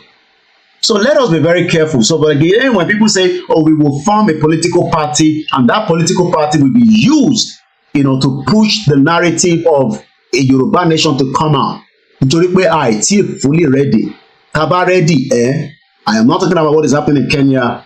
Whatever would happen in Yoruba land, that land gongon lotimashele. America will move out just like they did in 80. Which is the current recent one, just like they left Sudan with their people. I want to make determination for one. So, because you've actually paused the program, but again, it's good because it's like I'm focused right here on the space. I am not live alone on the space. Maybe some of you don't know we are live on all the platforms. But again, I'm going to come back to Mr. Ade one more time. And please, nobody interject when somebody's talking. I feel we need that power to do so at any point. And thanks so much. And we're being very, very civilized on the platform, and I appreciate all that. Mr. Ade, it's okay, because again, there's still more areas I want to talk about, and I'm not here the whole day. We've done 1 hour, 26 minutes. This program should be about 2 hours, and I've given enough room. And it's good that we're having this kind of engagement. It's okay, Mr. Ade. Let's hear from you. Yes. It's okay, sir. Yes, yes, I'm not against that. Space, very simple. Yeah, thank you for that. You're welcome, sir. Yeah. Sherry, ká bá sọ pé kí ẹjọ́ ìyẹ̀gbẹ́ òṣèlú láàrin kí ẹjọ́ ìyẹ̀gbẹ́ sí PDP fún àpẹẹrẹ láti lè ṣe aṣojú àwọn èèyàn bàbá Oluwole ní agbọ́dọ̀ jẹ́ ní ti àwọn èèyàn fún wọn ní iṣẹ́ yẹn, that is to have the people's mandate olùgbòǹgbè reason in Scotland of form Scottish National Party. The singular notion, the singular purpose of that party was United Kingdom. And on the full election, táwọn èèyàn lè dìbò fún wọn pé nǹkan tá a fẹ́ ní nǹkan tá a fẹ́ ní. Tẹ́ bá fọ̀rọ̀ ẹgbẹ́ òṣèlú, a fún ní ààyè àti àǹfààní láti sensitize àwọn èèyàn pé this is the importance. One, tẹ́gbẹ́ yín bá wọlé níbi tẹ́ bá ti wọlé tẹ́ dáadáa tẹ́ bá ṣe, á mú àwọn èèyàn sọ pé táwọn lè bá ṣe léyìn níwò yìí tó má bàa di nǹkan tó náà fẹ́ gbà yẹn má má lè ṣe dáadáa. Those are the ways, ideas and things are pushed across to people. But then But I just keep coming. I mean, because Scotland level. I'm just asking. Okay, all right. The fact that I mean, it's a good point that you raised with the Scotland, because I do follow the Scotland politics. But let's agree that has failed. The Scottish people do not believe in the SNP anymore. That is the agenda that they have for them. Do you agree with that? I don't know whether you're following that politics. It has failed because agenda. No. It's not. Well, I mean, all the leaders have promised them that they will. I mean, even the current one, Nissin Concept, is saying the same thing with the self-determination. I follow that politics, and there's another one that has just popped up that is challenging SNP, which is Alba Party. But again, whether we're trying to make use of the SNP, it is not going to work in Nigeria. Nigeria is not civil. Go ahead. Yes. Yeah. Continue. Okay. Mrs. Aisha. Nǹkan tó bẹ̀rẹ̀ lọ́wọ́ ni pé ká ti sọ pé ní ìsìn àwọn tá à ń jà fún Yorùbá nation a fẹ́ join ẹgbẹ́. No, wọ́n ní ká lọ ṣe ẹgbẹ́ mi náà ní kẹ́ lọ join yẹn. Ẹgbẹ́ mi káwá fi join politician àwa máa béèrè fún ẹ̀tọ́ pé a fẹ́ Yorùbá nation. So nǹkan tó ṣẹlẹ̀ ń bẹ̀ ni pé ó máa tó how many years kó tó di pé wọ́n máa lè recognize wa tá máa fi lè consider wa tó máa fi lè máa bẹ̀rẹ̀ sí ní àwọn tó yàgbá máa fi gbà ẹ̀jẹ̀ máa bínú wa tó many years. Mr. Akintoye. Ṣé ní àwọn èèyàn tó bá ní ìpinnu owó fẹ́tẹ̀ ṣe, right? Wọ́n máa ń dàbí àgbẹ̀ tó roko ni pẹ̀lú èrò pé ẹlòmíì àgbẹ̀ nǹkan sí. Ìjọba awu. Pẹ̀lú èrò pé ẹlòmíì àpò èrè oko yẹn tó bá kù. Ṣé lọ́dọ̀ kó jẹ́ àwọn ọlọ́mà roko tó máa so tó máa ká. Ẹni tó bá jẹ́ pé èrò yẹn làwọn èèyàn kan ní kò ṣeé ṣe. Ìtumọ̀ yẹn ni pé ẹni tí ò bá ní plan fọjọ́ iwájú kò lè ṣe irú kan tẹ̀ ń ṣe. Well, what the answer question is, that means it's gonna take some time.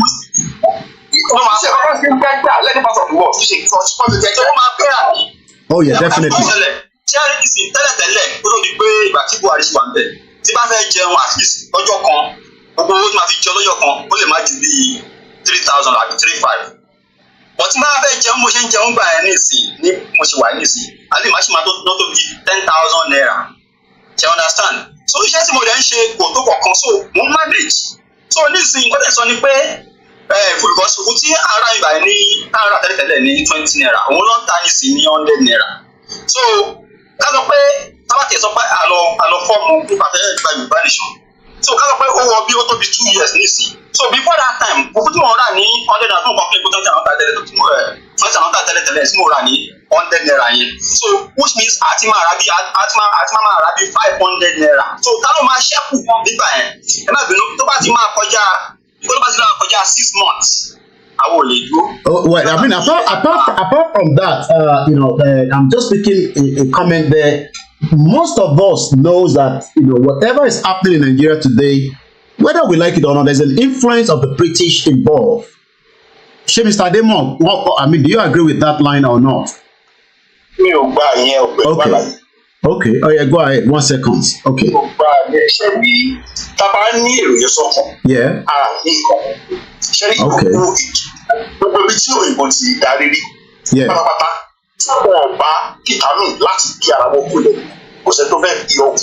Okay. Do you know the current development in Bolivia? Elder Mr. Ade, interrupt me within 30 seconds. Bolivia. Are you aware what is? from the coup, of course. Who do you think is behind the coup? Ṣẹ́rí anywhere tó bá ti ṣe pọ̀ àwọn èèyàn oríṣiríṣi lórí wà behind them, either money bags, either foreign. So that means they have an agenda. They have a stake. They are stakeholders. Okay, so that means Mumbo. Yeah. Ṣẹ́rí ọ̀nkọ̀wé kan nínú football tí màá ṣe bá lọ tẹ́ẹ̀ bá ti lose tí táìmù ti tàn ẹ̀ ṣe win. Oh yes. The fact that tẹ́ẹ̀ bá kí lórí tébù òfin ò lè kọ́ yín. Anything tó bá máa ṣe must be from National Assembly. Tẹ́ẹ̀ bá sí ń bẹ̀ ẹ̀ lè dá sí. Àìbáwọ̀ sí ń bẹ̀ láìbáwọ̀ dá sí. You have to be there. Okay, so that means right? So you are saying that the vote is not going to happen if the current state of things is happening. There's not a political party, even though Ife pushy the constitution with the current dispensation of this political party, which you don't know when that is going to happen. The other lady, our sister, says the constitution allowed the Yoruba governors to have at least make more effort, to submit themselves to the will of the people. No. I'm not talking about Yoruba nation now. I'm talking about the line that is in line with the current state of Nigeria, right? But you are just expecting more from these criminal politicians that are not getting ready to do whatever. But maybe, I don't know what other option you have on the table. Yes, sir. One of the smallest states in the Southwest is Ekiti State. Okay. Government, Eldorado.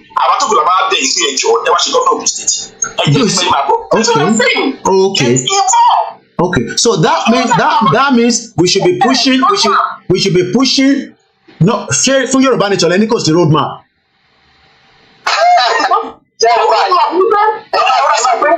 Hold on, Mr. Lonnie, remind interject, please. Any cost the roadmap for Yoruba nation. Is that what I hear now?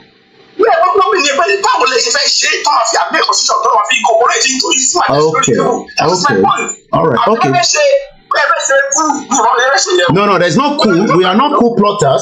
We are self-determination, and everybody knows the end of the game. So let's just leave it like that. I'm trying to be very, very civil this time around. I could be happy 2 years ago. I'm just trying to be. Everybody knows the end of the game. Go ahead, Miss Aisha. Let's hear from you again, and then I go to Akede. Then I'm going to come back. I'm going to mute every one of you, please. Then I'm going to do a bit of presentation because, like I said, we're working with time, and I'm enjoying it as well. It's very, very civil. We are learning, but at the end of the day, there's nobody that would agree all the way straight through, especially Awatawa. Very, very adamant. And I need right it in me. Go ahead, Miss Aisha.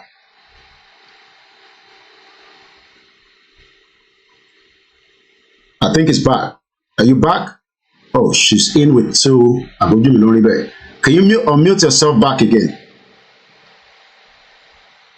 All right. I can't say. All right, Akede, go ahead. When Aisha comes in again, we will let her. Akede. What's going on? Oh yeah, go. Mr. Adeo. Popular space, so because people know you. It looks like you're well known on the space as well. Okay, Mr. Akede. Thanks so much.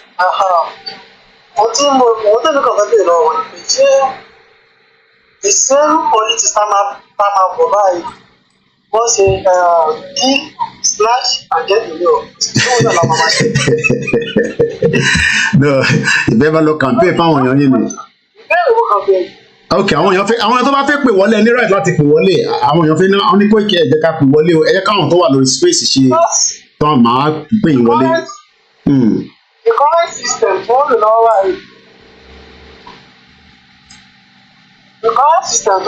báyìí. Ṣó máa lè work? Okay. Mr. Ade, ṣó possible pé the current system tó ń lò lọ́wọ́ yìí ẹ lọ́dọ̀ Mr. Akede ṣé the current system tó ń lò lọ́wọ́lọ́wọ́ yìí sá ṣó possible láti fi lọ gbé èèyàn wọlé as a governor ní Ekiti state?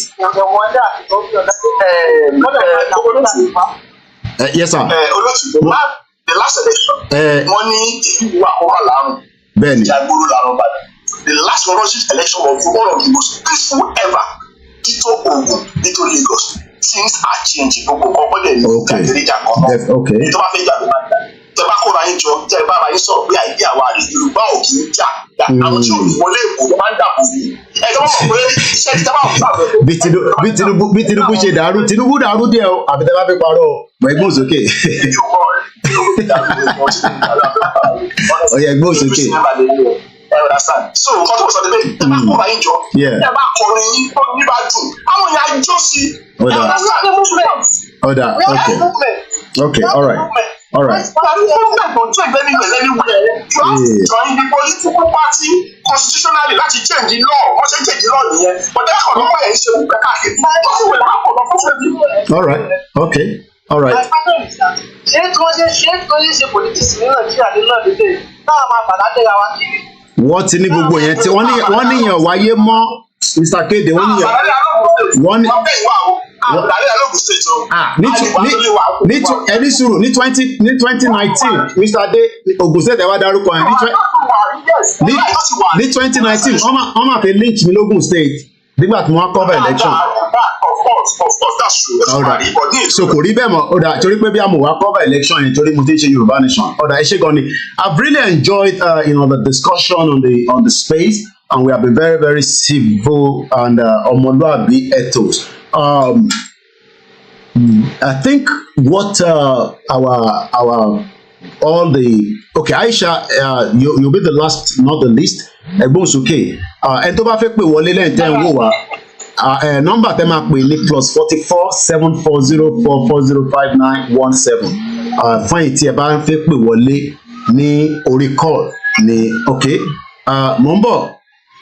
Ẹni tó wà lórí line ẹ má ti sọ̀rọ̀. Aisha ó yá 1 minute ká tó jẹ́ kí kọ́lá yẹn sọ̀rọ̀. Hold on Mr. Jimmy ẹ tẹ́ wà lórí line hold on. Aisha go ahead Miss Aisha go ahead. Olayomi, I think I need you to understand me very well. Because if I'm trying to support in total, I think that òmìnira wa. Okay. But at this current moment, it's like you want to move into a place. Before you move in, you must make sure that the place is clean and organized. The people we know that at the moment we are at a threat from our neighbors. And that is the job of our governors right now to deal with that threat. This is continue try that is on here. I like to call our governors. Yeah, we are doing that now. Can the reason that change the time for push one? It is held on Miss Aisha. Part of the push of Yoruba Nation has put them on the toes. And that I went home. I met with Baba ADEBANJI. I'm not going to tell you everything that it discussed with all these governors and the previous one. Every one of them, right? Iṣẹ́ Yoruba Nation ló tún jẹ́ kó push a little bit more. But we are telling them, give security, provide services, give access to our people. So what more do you want us to do? So because of that now, PDP, that's where I'm lost. Anyway, I'm going to come back to you because I've got a call now. Everyone's okay, caller, because we've got too much from the space already. Can I get on to people? Everyone's okay. Am I being caller? Hello, Mr. Koji. I just did some thorough loading. I'm a silent watcher. Okay. Actually, don't really listen to me. Okay. Am I anybody know? Am I go see any politics thing? Am I involved in anything? Politics, self-determination, everybody can want it. Okay. Can get out. Without that, politics, PDP, create Yoruba what as a party. Only now you go on as time goes on, so what is the meaning if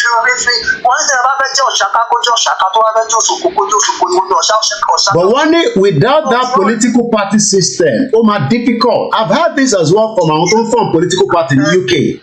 Without UK political party Yoruba, Yoruba Nation, and I've challenged them, and I haven't been given a clear answer to that.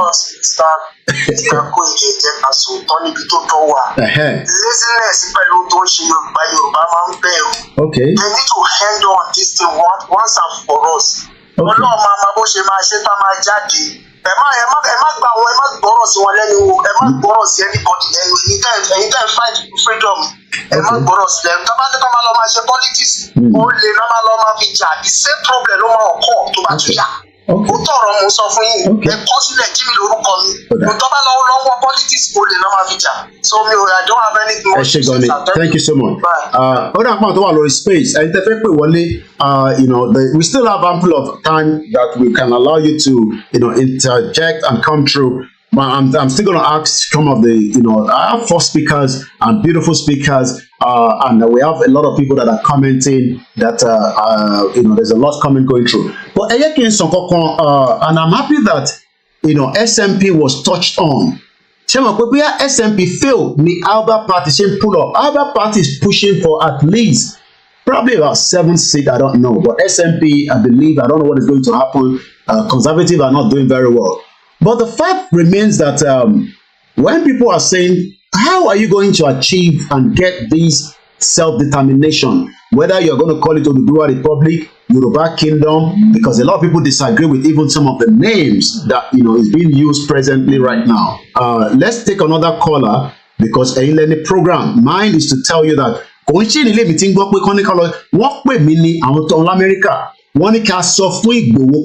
form political party. Àwọn èèyàn máa tẹ̀lé lẹ́yìn àwa fìyẹn wọlé sí Yoruba Nation campaign ẹni tó ń pè mí yẹn ó dà ń pé láti ilé ni so the network is not coming through bí I can try again.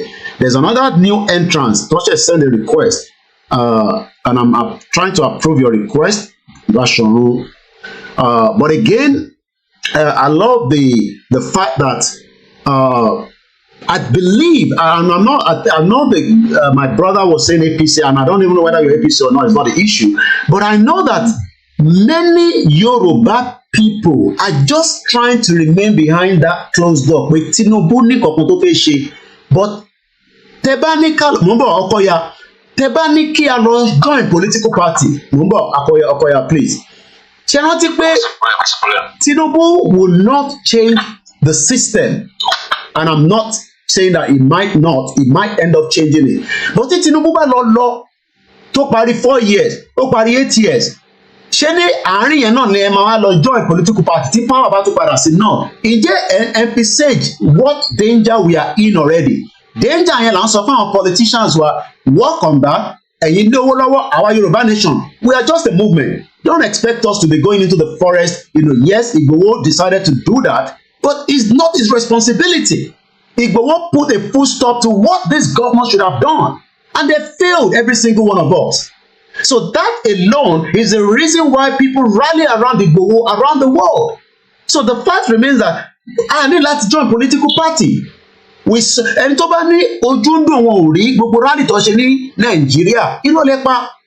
The rally was the reason for the fact that Igboho stood out. Kò ń ṣòwò nìkan lálágbára, kò ń ṣòwò nìkan ló wà ní ọjọ́ ọmọ Yorùbá. Kí ló dé táwọn tó kó òdìdé? Kí ló dé tí Ìbà Gani Adams òdìdé? Ṣèbí Ìbà la kọ́kọ́ pè. Ìbà ni mo kọ́kọ́ pè náà gbogbo wa. Pé Ìbà ẹ wá darapọ̀ mọ́ wa. Ó ní ìjà Yorùbá ò ṣe jà fún. Tí ó nígbà tó bá pa wá tán. So ẹ jẹ́ ká wà very careful pé need the political party from our own end.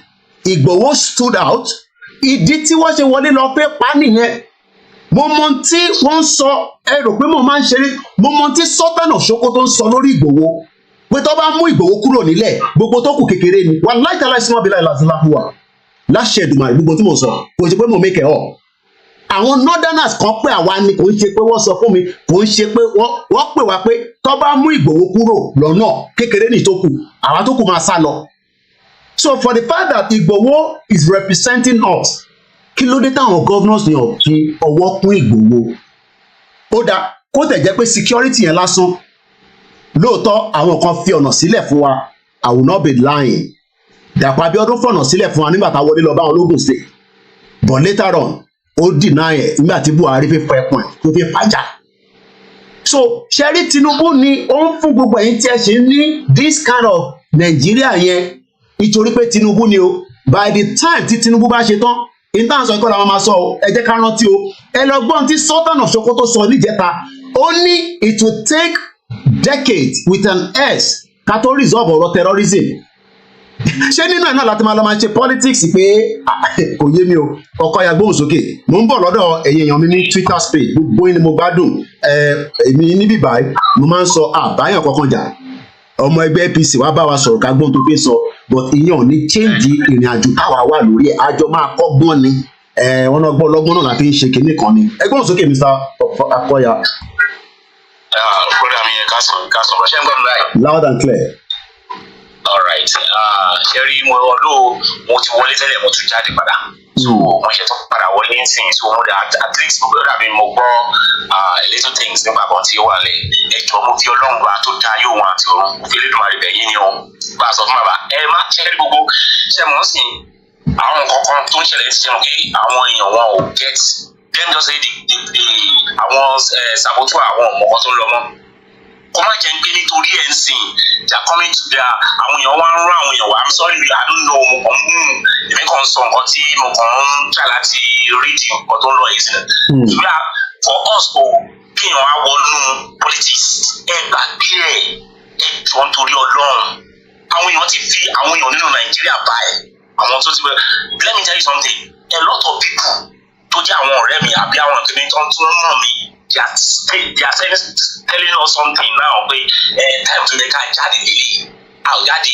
ká tẹ̀lé yín tí mo kàn wọ́n báyìí tí àjáde wá but there's how tí mo fi ń tàbí ń bá wọn sọ̀rọ̀ ẹ má listen sí anybody pé ká ṣe lọ join politics not this country táwa wà láwa ń lébo confam not this bastard country táwa yìí o kò lè ṣẹlẹ̀ báwo lè ẹjọ́ ẹgbẹ̀jì ká dúró báwo ló ṣe fẹ́ ṣe bí gbogbo country wọ́n wá ṣe pé everybody dey corrupt báwo la ṣe fẹ́ ṣe ká fẹ́ mú ènìyàn jáde ṣé bàbá fẹ́ ní ṣé bàbá fẹ́ ní pé ṣé bàbá olóyè Sunday Igboho fẹ́ ní pé ó yẹ ẹni tá a fà kalẹ̀ lélẹ́yìn ni ó yẹ ká ti láì nínú àwọn politician wọn á corrupt. And Mr. Ade ẹ máa bá mi answer question yìí ṣé mọ̀ pé politics ti UK a lè compare sí ti Nàìjíríà o SNP tẹ̀ ń dárúkọ yẹn ó kọ́ ọ̀kọ́ sí mi nísìnyí bọ̀ mò ń bọ̀ lọ́dọ̀ yín brother mi ẹgbẹ́ òsókè mo rí i pé kọ́ọ̀kan tún wá lórí other number mi náà ẹgbẹ́ òsókè sọ. báwo lọ sí fẹ́ ṣe nínú àwọn politicians wà ní Nàìjíríà yìí it can't work ẹjọ́ ẹ má kó lórí track ẹ wà yìí ẹ má jẹ́ ká kó lórí ẹ o tó bá tí irú ẹ bá lọ padà ṣẹlẹ̀ àwọn èèyàn máa fi Ọlọ́run ṣẹlẹ̀ rí àwọn èèyàn máa wálẹ̀ ní. People like me because kini yìí mọ̀ pé this everybody know ló jáde but this thing is affecting my business is affecting my work. Okay. So mo dẹ̀ mọ̀ pé ìran mi mò ń ṣiṣẹ́ fún ìran ní gbogbo àgbọ̀n mi pátápátá tó bá pè mí ní mo fi ẹlẹ́dùn máa ṣe tó bá pè mí ní bá pè mí ní Yorùbá nation. So ẹ má jẹ́ ká kó lórí ká ẹjọ́ kó lọ. mo wà lórí program báyìí mo wà lórí program báyìí all right mo wà lórí program báyìí all right so ẹ ṣe tọ́ ni afọlọ́rin before we take another call Mr. Ade let me pop back to you we know that the politics of Nigeria right now I mean the system is corrupt. There's no amount of who you want to bring in, whether they are going to form whatever, I mean, your own believe that should be the line. But because I mentioned SMP, ló ṣe tó yẹ kí n padà sọ́dọ̀ yín against her. Ṣé sọ pé ẹ lè derive into irú SMP ń get pẹ̀lú politics tá a fẹ́ ṣe nínú Nàìjíríà that's fáwọn tó bá fẹ́ ṣe torí àwọn ní ṣe politics ẹgbẹ́ òsókè sá. 1 million %. So ẹni tí ẹni gbàgbọ́ nínú ara yín lè máa fà síwájú ẹni gbàgbọ́ pé every sunshine ẹni yóò ní jẹ ìbọnìjẹra ìjẹ ìjà àgùntàn ẹ jẹ́ fún yín ní àpẹẹrẹ ẹ wo the crop of governors ta ní nígbà UPA Jákàndé Ọ̀rọ̀bánjọ Bọ́láìgè Babájídé. Look at them. The world has changed now. Iná ọmọ yẹn gbogbo time yẹn kò sí WhatsApp group kò sí ó ti change. Tẹ́lá bẹ́ẹ̀ ni the world has changed. Tẹ́lá bẹ́ẹ̀ the world has changed. Kí lè wá jà sí? So because ẹ bá gba Yorùbá nation ṣẹ́ẹ̀lì ní premier ṣẹ́ẹ̀lì ní governor ṣẹ́ẹ̀lì ní. But láàárín èdè ara wa nìyẹn máa wà náà gbogbo àti sọ yẹn náà ẹ̀ka tó padà sẹ́yìn. Àárín ara yìí ni kẹ́yìn ò kẹ́ fún ọ̀pá àti fún ọkọ̀ contest kó wọlé kẹ́wọ́n ní kí wọ́n ṣe example fáwọn èèyàn. Okay, all right. Okay, all right. Let's leave that now. Lórí ìtẹ̀yìn béèrè fún gangan ẹ jẹ́ ká fi tọ̀dọ̀ tiwa sílẹ̀. Èyí tẹ̀yìn béèrè fún yẹn báwo ló ṣe máa wà achievable nínú current dispensation? Ẹ má sọ nípa tiwa mọ́, ẹ jẹ́ ká fi tọ̀dọ̀ tiwa sílẹ̀ báyìí àti gbé sínú kúlà ó ṣe tutù lọ́wọ́. Nípa line tẹ́yìn sọ̀rọ̀ lé lórí, ẹ fẹ́ I mean you started very well with something, but ẹ má mọ̀ ní lọ bá Yorùbá nation mọ́. Báwo lẹ ṣe fẹ́ achieve pẹ̀lú n tó ń lọ lọ́wọ́lọ́wọ́ nínú Nàìjíríà tèmi nílẹ̀ Yorùbá ní South West? Yes, thank you very much. You're welcome, sir. We have our own group. We have our own group as well. Okay. There is splinter group within the party. Boy, it's from political party, Abi? No. We are within the APC. Okay, within APC. Okay, within APC. Okay, sir. Okay. Yes, very good. I need opportunity láti jẹ́ ìkànnì wálé di gómìnà state. I was set the example. Okay. Ní sùúrù, so in terms of nísìn ẹ má bínú ẹ mọ̀ pé mo bá dùn bẹ́ẹ̀ ṣe ń sọ yẹn. So in terms of nísìn pé láàárín gbogbo àwọn tẹ ní lọ́wọ́ tó jẹ́ àwọn government APC yẹn kò sẹ́ni kankan tó lè push agenda yẹn fún yín.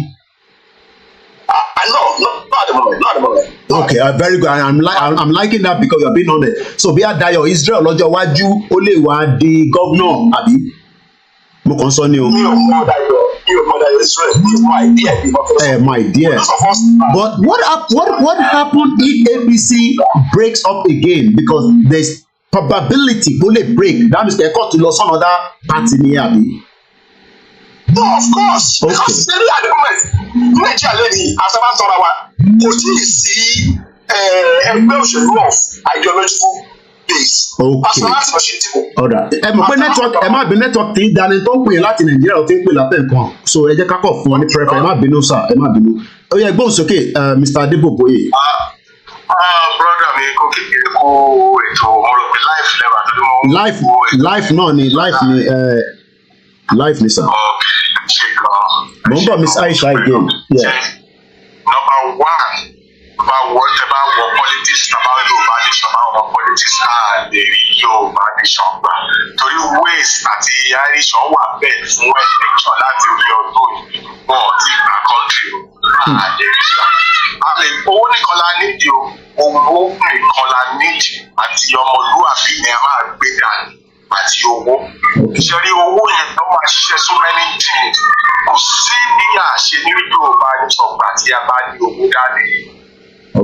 Èlò náà ń ta àkàrà àti àwọn ọ̀pá tó lò yẹn.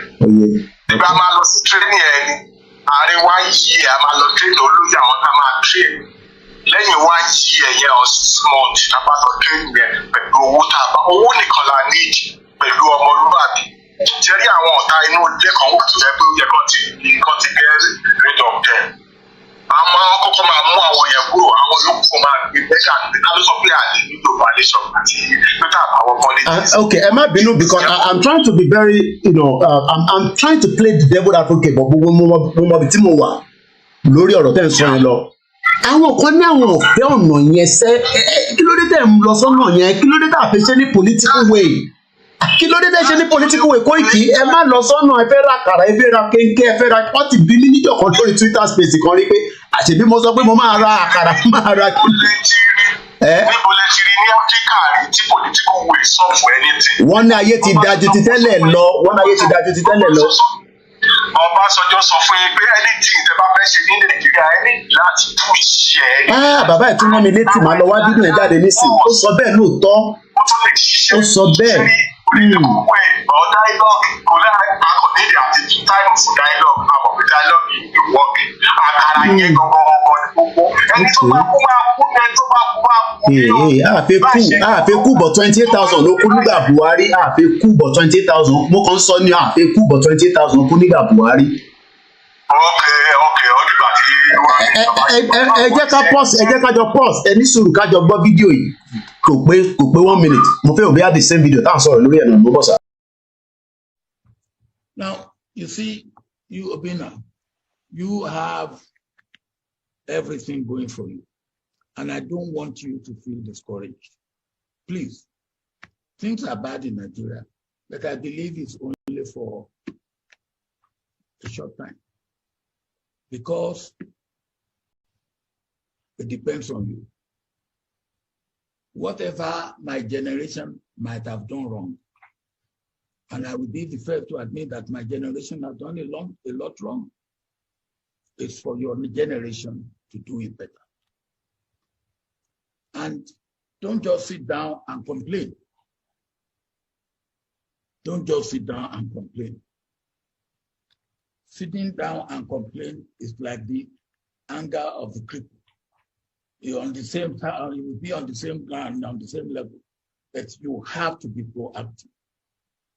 And you have to make sure you get enough of what I call critical mass of people, like-minded people, who will be ready to say, yes, we can bring about a change. And you can bring about a change if you get the critical mass of people that are ready to slug it out. I always say, when people say, hey, well, when will this old hag go out of the way politically? They won't go out of the way. You have to make them go out of the way. They won't voluntarily go out of the way. You have to make it uncomfortable for them. I'm not talking of violence, but bringing pressure to bear to make it uncomfortable for them. They will go out.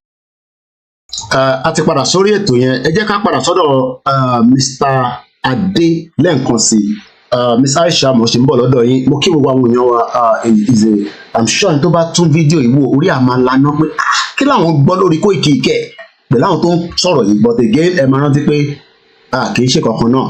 Adéyínká grandson gan ó ti ní tí Tinubu bá ti ṣe tóun fẹ́ òun máa bínú tán even though pé conservative làwọn. Mr. Ade, tí agenda tẹ́yìn sọ pé ó lè work from point tẹ́yìn sọ yẹn, again it's still a pro-talk between some of you and some groups that you have. Bí a àkọ́gbọ́n yín ni, but bí a torí pé ẹ̀yin wà lábẹ́ APC, which again like I always say, we must respect everybody wherever they are. By APC jà, àdèbà PDP jà. But how achievable ni àwọn plans tẹ̀yìn fẹ́ gangan yẹn fún ìran wa nísìnyí ni o, whether Èkìtì náà ni o, whether Ìjẹ̀bú náà ni o, àbí ṣé fún gbogbo Nigerians ni agenda tẹ̀yìn sọ yìí? Ẹ jọ̀ọ́ ẹ bá mi ṣàlàyé sà.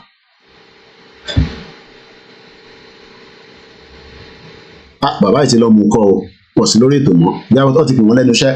Mr. Ade, kódà kí Mr. Ade ti lọ mú kọ àgbọ̀n wọn mọ́ báyìí. Because I would have loved to know the agenda táwọn push.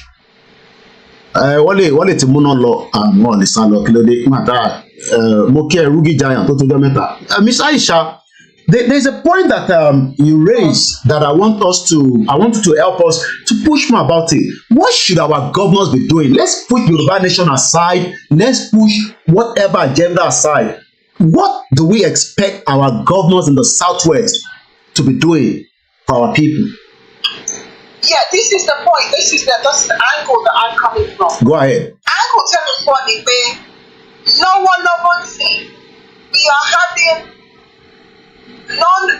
non-Yorubas getting involved in our political space. That is very dangerous. And one thing about the body,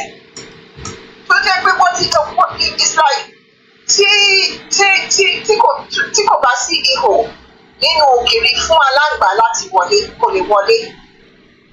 Now wọ́n ti create ihò yẹn tó jẹ́ pé àwọn èèyàn yìí wọ́n wọ́n tún bẹ̀rẹ̀ sí sọ pé Lagos is no man's land. Kí ló lè fún wọn ní infantry láti máa sọ bẹ́ẹ̀? It is because our political class and the governors and the House of Reps have given these people too much leeway. They have pushed aside the indigenous Yorubas to one side, and they are not meeting the needs of the indigenous of the Yorubas of our land. There is no reason why we should not have Yoruba as our first language in all workplaces. There is no reason why there shouldn't be security in Yoruba land. There's no reason why they have not created farming institutions in Yoruba land. There there is no, I mean, there are so many lists of things that I list, and the only reason is because we Yorubas, as a people, we are not calling these people out to order. We're not calling them out to order. We are empowering even to the non-Yorubas that are in our land. That should not be. It should be the other way. So right now, what we need to be doing is calling these people out. There is a petition, Timothy Bisori platform. So we should be calling these people, pushing until they answer us. Because if we do not clean up Yoruba land before we get it, we are going to be in very great danger. We are having non-Yorubas vying for political positions inside Yoruba land. And if we get to take up our positions, we are in trouble. So this is the angle that I'm getting in, is that we must be involved in our regional politics before we actually achieve Yoruba nation. I don't want you to mention Yoruba nation. You see, that's the problem. I don't want Yoruba nation in talking with this particular discussion that you're pushing now. Leave Yoruba nation on the side. What I'm asking is, because we have 35 million Yoruba people. We are all selling our ideology to our people. We have been segregated by these politicians. Okay. We need to start pushing. We need to start pushing hard. All right, 1 minute. And calling them to order. Okay, go ahead, Mr. Lanir. I think they want to ask a question, Ms.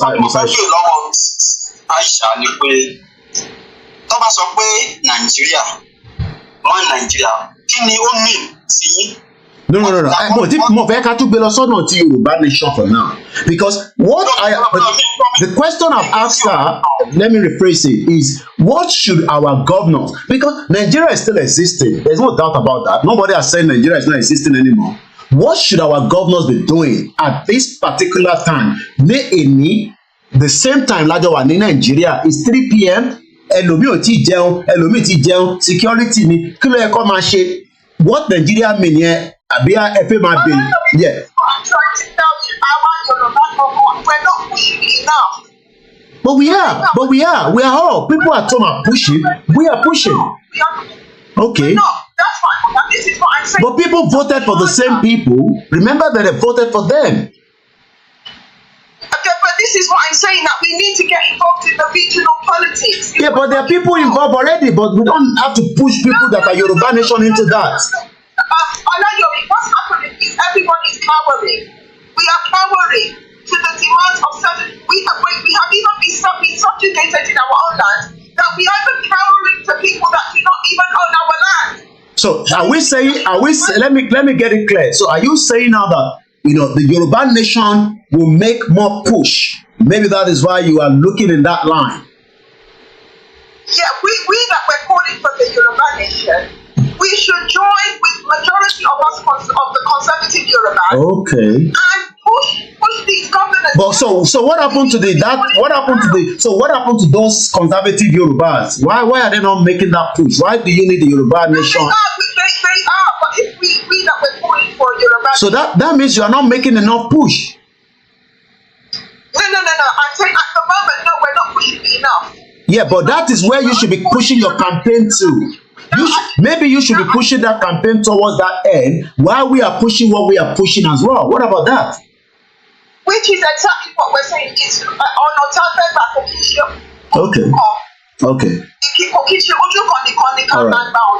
All right. There are various, and when I started, I said we might be taking this road, but we mustn't forget that we can't just go one way. We have to turn here and turn. Yeah, but one way in London is on my fine tickets. Whichever angle is going to lead us to that end road.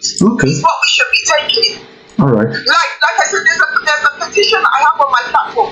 All Yorubas should be signing that petition because it is going directly to those governors. Yeah, but people don't sign petition until the military kills them. We saw what happened in Lekki Toge. That's when they sign petition. This particular petition, I've sent it to you. It is I've seen it already.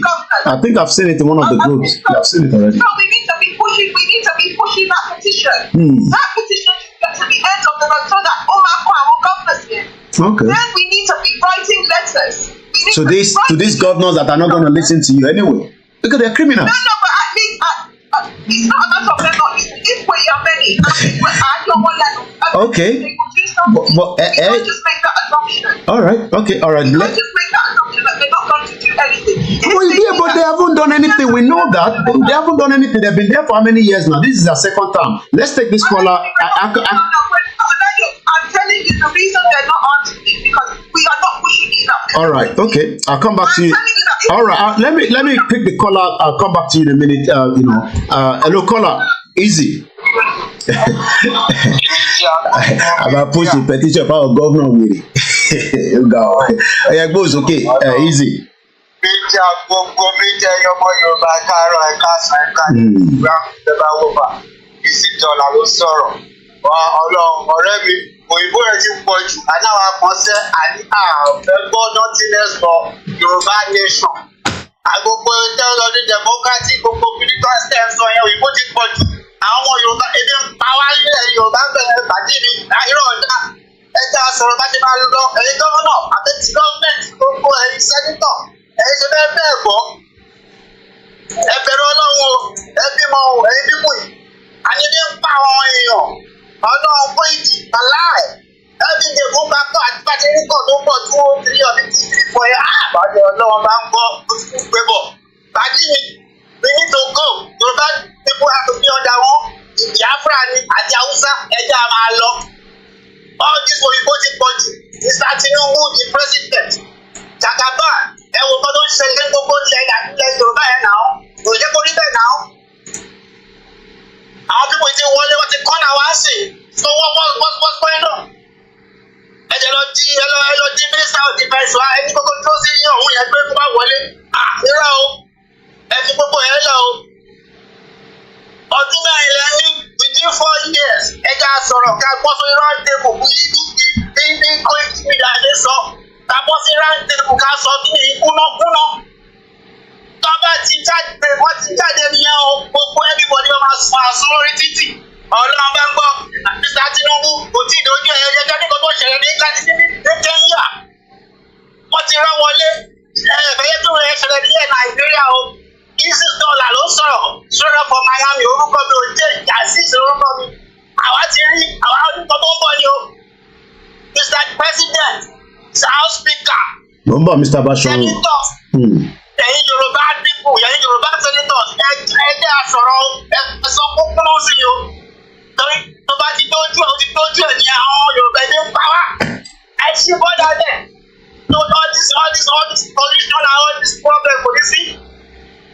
Mr. Tinubu the president of Nigeria wake up ó ń bọ̀ o speaker of Yoruba land ó ń bọ̀ o Gàjàbí Àmìdá àbí kí wọ́n lórúkọ máa ẹ bọ́ sí dáhùn sí ẹ̀fẹ́ ṣe kankan. Ẹbẹ bí ìgbòho negotiate 2,000 naira whatever then ìran ànígbà Yorùbá nation we need our nation Yorùbá land everybody máa lọ gbogbo ìbò tó sọ ẹ pé nípa region no the still go be under Nigeria àbẹ we want the Yorùbá to be on their own period ẹ̀yin ọmọ Yorùbá yìí sì jọba lọ sọ̀rọ̀ may God bless Yorùbá land and Yorùbá people thank you very much Mr. Koiki bá a ṣeré tí ọ̀ nípa ìjẹ́bàjẹ́ báyìí. Ìgbówó ìṣà ọmọ aláàjì gbogbo nípò kékeré kájú for the humanity Ọlọ́run ẹyẹ máa ẹ sọ jí ẹni gbogbo máa wọlé ẹ̀jẹ̀ ń dá àwọn aràn gbogbo everybody ó máa ń pẹ́ jẹjẹ pa àwọn pípù wà náà ààrẹ ìkọ́jú ọ̀gá tó sọ ní stop killing our people. ẹ wo ẹ jẹ́ àfìgbà pé sí ẹrí ìlà tó kọ́ sójú ẹ wo come and go ní pépà àbí méjìlá tó wà lójú ẹ̀yẹ ẹ ti ó ti ajẹ́ ti bá Yorùbá náà. Ẹ̀gbọ́n kan tó sọ ní olóhùn lọ anywhere this is my identification rí ní ẹ̀gbọ́n rí píkọ̀ ni. Ẹjọ́ náà ní ìsìnkú ẹjẹ́ kó máa bọ̀ ọ́ lé. Òǹkà yìí yíyá sí wa ẹ̀fẹ́ yíyú wa náà wọ́n ẹ̀fẹ́ ṣe wọ́n lọ́fẹ̀ẹ́. Ọmọ Ọlọ́run ni ó ní pé kò sí tó lè pa àwọn àgbọ̀ Ọlọ́run nìkan. Ẹ wá ní pé ká má tẹ̀lé lẹ́yìn. Is this matter of the Burmese people? Ẹ ṣe kíákíá ni o because. Kódà mo kí brother mi láti Florida long. Ẹ jẹ́ ká gba the next there's a new entrant that has come in. Ká gbọ́ views ìtàn ọ̀nà táwọn tó fẹ́ gbà wọlé. Ẹ bá open mic yẹn, Mr. Basharu. We are not just on the Twitter space. I am live on the YouTube, Facebook, and self-determination is an inalienable right. But it seems that some Yorubas can also say that they are conservative. So kilawa. She labor làwa ni kò tẹ̀ tí yé mi báyìí. And not that's what Adeyinka grandson always put out, that we are liberal, they are conservative, and we are mixed blood. Kódà ó ná ọmọ Igbo ní at some point, but the God bless his soul. Mr. Basharu, ẹ bá open mic yìí ká gbọ́ intent fi bá wa sọ̀sọ̀.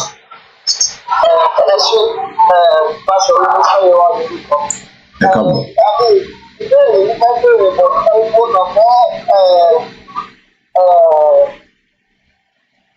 The last person who saw us, anybody, no matter who they are, no matter who they power or level, so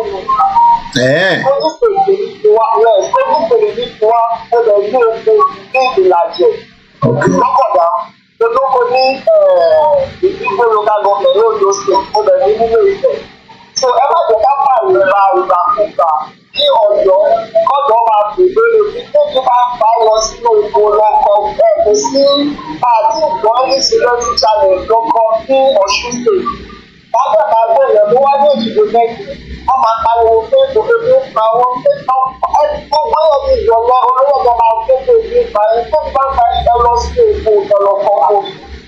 So tiba gbọ́ dáadáa sir, so that means the security situation in Kogi State is far much fearable. We barely even have any security as far as Kogi is concerned. But the fact so that means the government is doing very well then. Yes. Okay. But they compare against other states to request in other states because the video that was sent. Ẹ̀rọ oúnjẹ owó wà lọ́wọ́ fámà yìí o náà rọ oúnjẹ lọ́wọ́lọ́wọ́ èlò ló ń tà màlà nísìn. This state was the most secure in the last 30 years in the northern region of Nigeria. There is no such issue with this state. But ṣé ẹ tún lè sọ̀rọ̀ nípa another state àbí Kogi ẹnìkan lẹ́kọ̀ọ́ fẹ́ specific ǹjẹ́ tún mọ̀ nípa. Security no those things but this security lọ́sùn the security lógún the sílẹ̀kùn the sílẹ̀kùtì. Okay. So táwọn èèyàn wá máa ẹ́ẹ́dẹ́gbà táwọn èèyàn wá máa wọ́n sí àmúwá sọ pé nípa wọn bí ojú ìtìlójú gbà ní ìpínlẹ̀ ọba pàlùbá. Okay.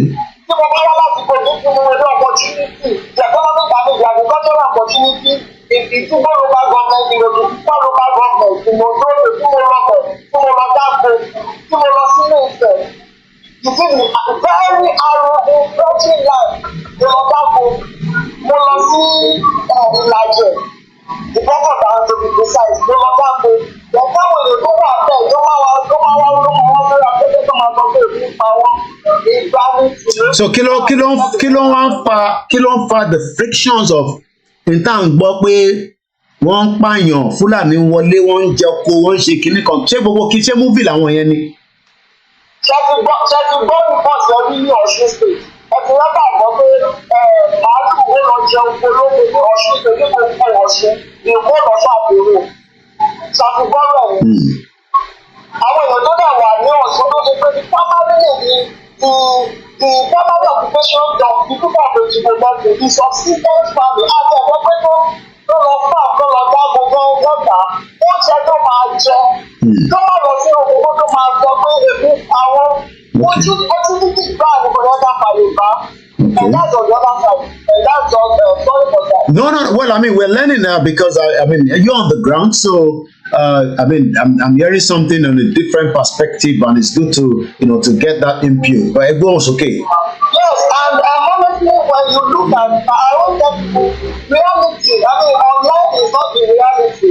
On the ground. Online is not the reality. Yes, if you go to where you are so proud, don't always think about control precisely. Yeah, but we know that Akeredolu make a lot of push for the security in those states. I mean, when you look at it, see the massive engagement of people in production of palm oil, production of yam cassava.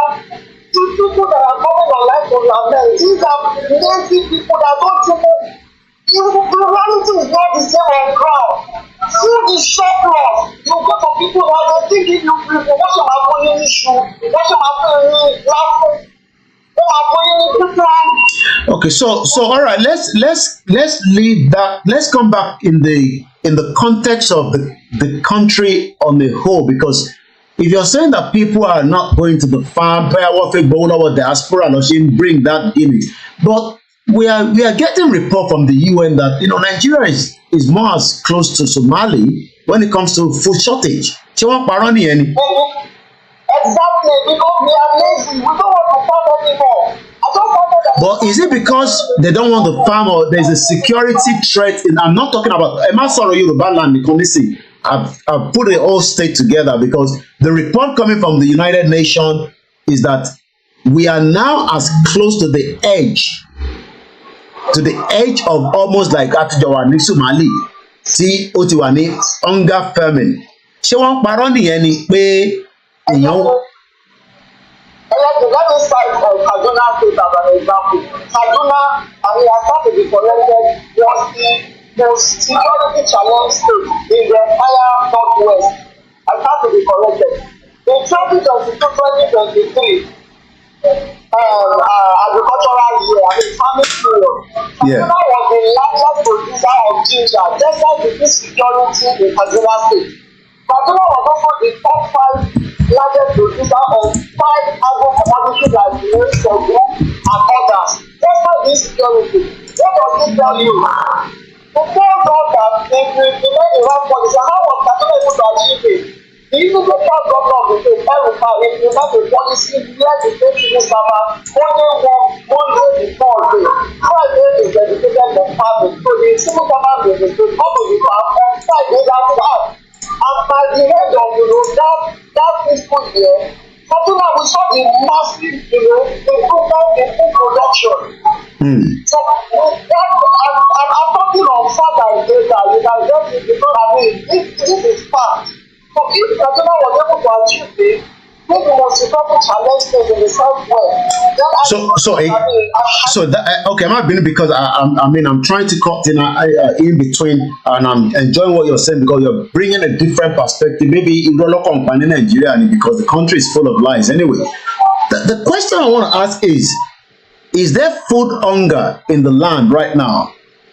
There's no food hunger. What you have is laziness. There's no market you go to that you will not see food to buy. So you will not see food to buy, but there's food to buy, but there's no money. Any suru. There is food, but there's no money to buy it. Is that the situation? Inflation is rising. You recognize that inflation is rising. So that means there's no money in the hands of the people. It is not as bad as we are taking it. Okay. But it is not as bad. But Nigeria is still the poverty capital of the world. I don't know how that is. I'm trying to. These are statistics that is coming. So that is the world is. I don't bring out this report. They're telling lies. Is that what you're saying? No, I'm saying. Because you're saying it's not as bad, but Nigeria is the poverty capital of the world. Of the world, but there is no, when you go to all of the cities, people down to the locals, the villages, every weekend they will tell the service apartments, the bars, the restaurants. Yeah, but we know that those kind of money are money coming from fictitious activities of crime, which just recently. There is no crime in our local government of the UK. There is no crime in up to now. We do not have a police station in our community. And since so that means the country is doing very well. That is what you're saying. No, I'm not saying we are completely. We are saying we are not as bad as the government of fake news and So all right, let me read this headline to you, sir. This is the Vanguard newspaper. I'm sure you know Vanguard very well. This was yesterday. Bandits demand 20 million levies and taxes monthly from the Benue community.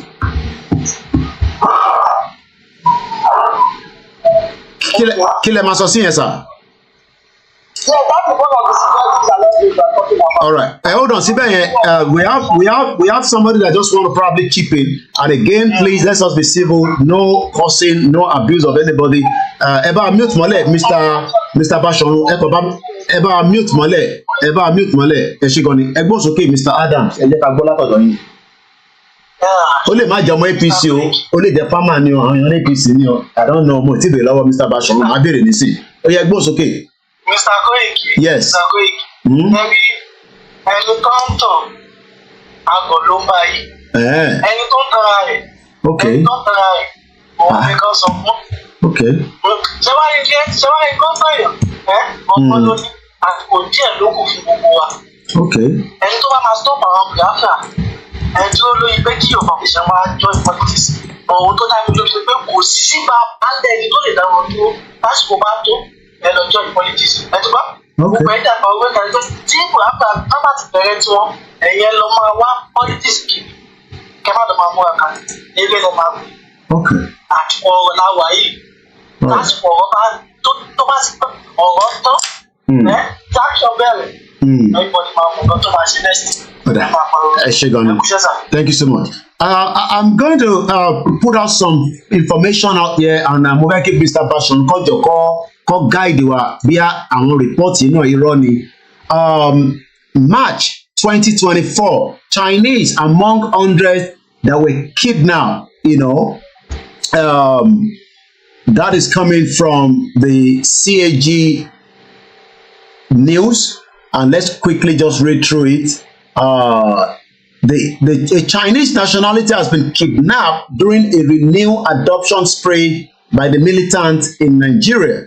The individuals whose identity authorities were yet to divulge was kidnapped on Thursday in the north central of Kogi State. So let's close that one. Let's read this one again. Inside details of 19 terrorism financial indicted by the Nigerian government. Those names are the financial of terrorism in the Nigeria today, which is Takumamu, Kaduna-based publisher, blah, blah, blah. West, 6 firms, West and the East Africa General Trading. Mr. Mamoon of the Kaduna-based publisher of the Desert Arab newspaper was also, there were 6 of them. Okay, let's close that one because that is not coming to what I exactly wanted to come about. Let's go to Angle. No, this is 2022. Well, you mentioned 2022 as well. So let's talk about 2022. 2022, not 2 years ago. Kogi State, Niger, Kogi, terrorist new heaven. What you need to know. There is a build-up of multiple non-state actors across the northern Nigeria, which includes the Mbatu, Boko Haram, and Suru, and ISWAP.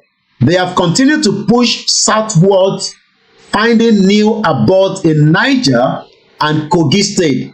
Between April and August 2022, terrorists conduct attacks in Niger and Kogi State and some part of Abuja, Nigerian capital city in the north-central Nigeria.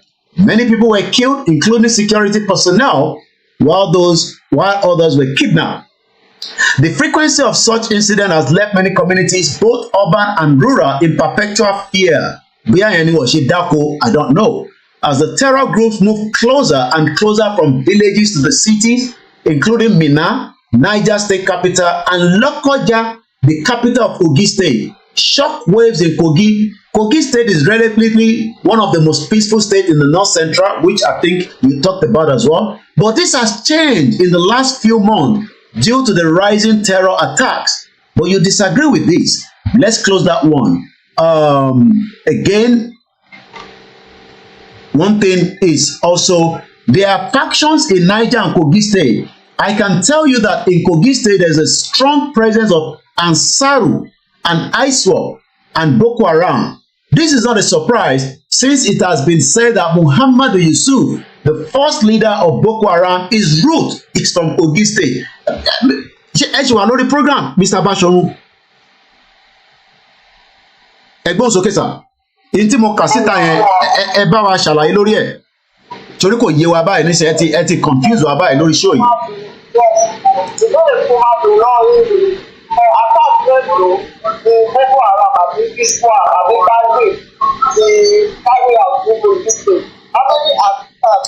Well, I mean, ẹni sùúrù ìtẹ̀sọ̀ lákọ̀ọ́kọ́ àbí àmì ògbọ́ yìí dáadáa o.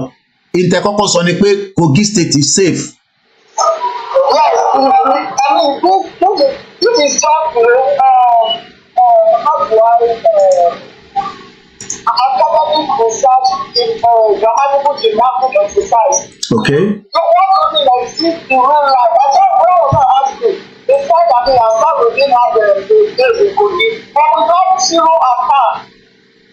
So what does that tell you? If you say, I mean, something like this. But we saw the company ní 2024 yìí wọ́n sì kidnap now ní around March.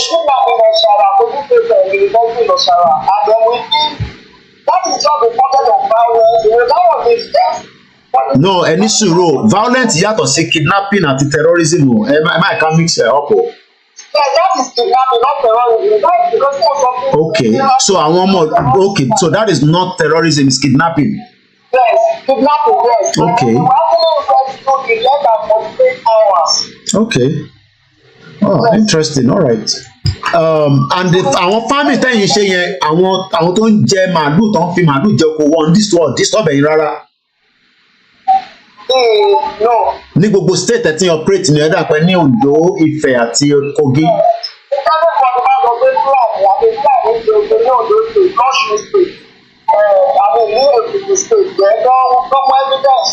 Okay. All right. I do prefer long. So our crops wo lẹ ń ṣe tí bá béèrè sá.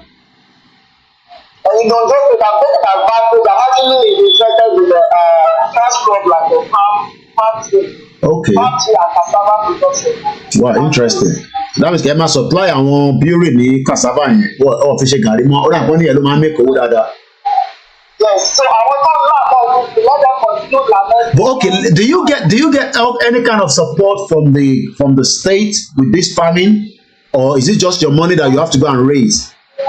The support we get is which is the most important, friendly and very peaceful atmosphere. Ẹ bá mi kún ọlẹ́ Mr. Timmy ẹ ti wọlé ẹ bá mi kún ọlẹ́ mi bọ̀. Okay, all right. Enabling environment. Security, which is the primary objective of the government. So how do you gauge the present governor Alhaji Olodo mo ṣe tẹ rí Twitter and just about an hour because mo wá Twitter and àwọn èèyàn máa ní tá a bá ń sọ̀rọ̀ Yorùbá nation àti move Kogi along. How will you rate him in the last? No, ó yẹ ìbéèrè mo ń gbọ́. Kẹ má lọ gbàgbé. Yes,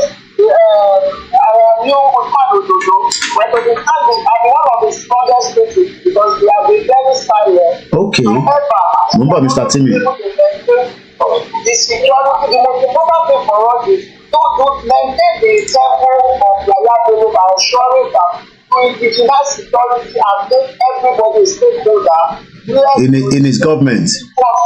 Able to go and do their business, doing businesses secured and in a very safe environment.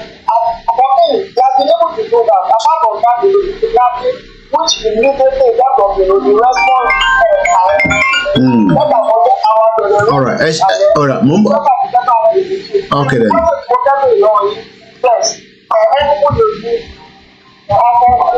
Yes.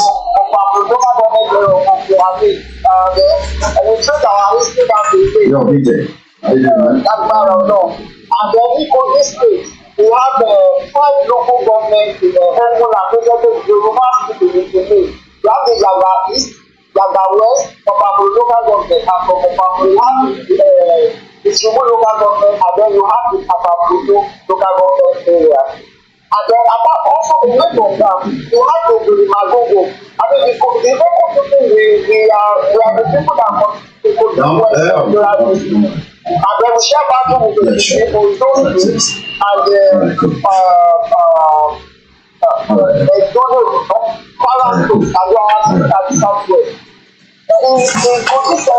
yeah. Okay. Okay.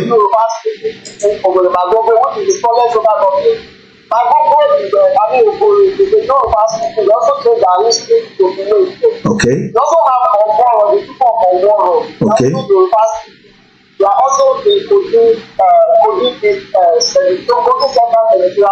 okay. Now, the question of the Yoruba nation agenda. Yes. I do not believe that Yoruba must go from Nigeria to develop Yoruba land. Okay. I think Yoruba can remain in Nigeria and develop itself and take advantage of the diversity. And I mean, if I remain in Nigeria and develop Yoruba land, that is my own personal view and opinion. Okay. So very strong. Okay. Now, our lecture, let's think hypothetically now that Yoruba nation became a reality. What do you factor us when the Boko people I mean, what is the plan? And then looking at the topography of the political structure of the status quo. Remember, Mr. Timmy, on sir. Yeah. We are thinking of political exigency. We have no business in Korea or not. Our culture, identity, our history, all right. our ancestors have nothing to do with Yoruba. How are you planning to uproot us? Are you planning to also go to a war of the Ajala people? All right. I think I've got as much of what you're saying. All right. I'm going to answer those questions. I have a caller that I've held for the last, almost 4 minutes now. Let him complete his discussion. Then we'll come back to your conversation. But definitely, whoever is part of the Europe, Cherry number one, the Kogi State, as many other part of Yoruba land that has been cut out, right? We know those maps. You might not know that because the way it has been carved now in a fraudulent way. They're coming with us.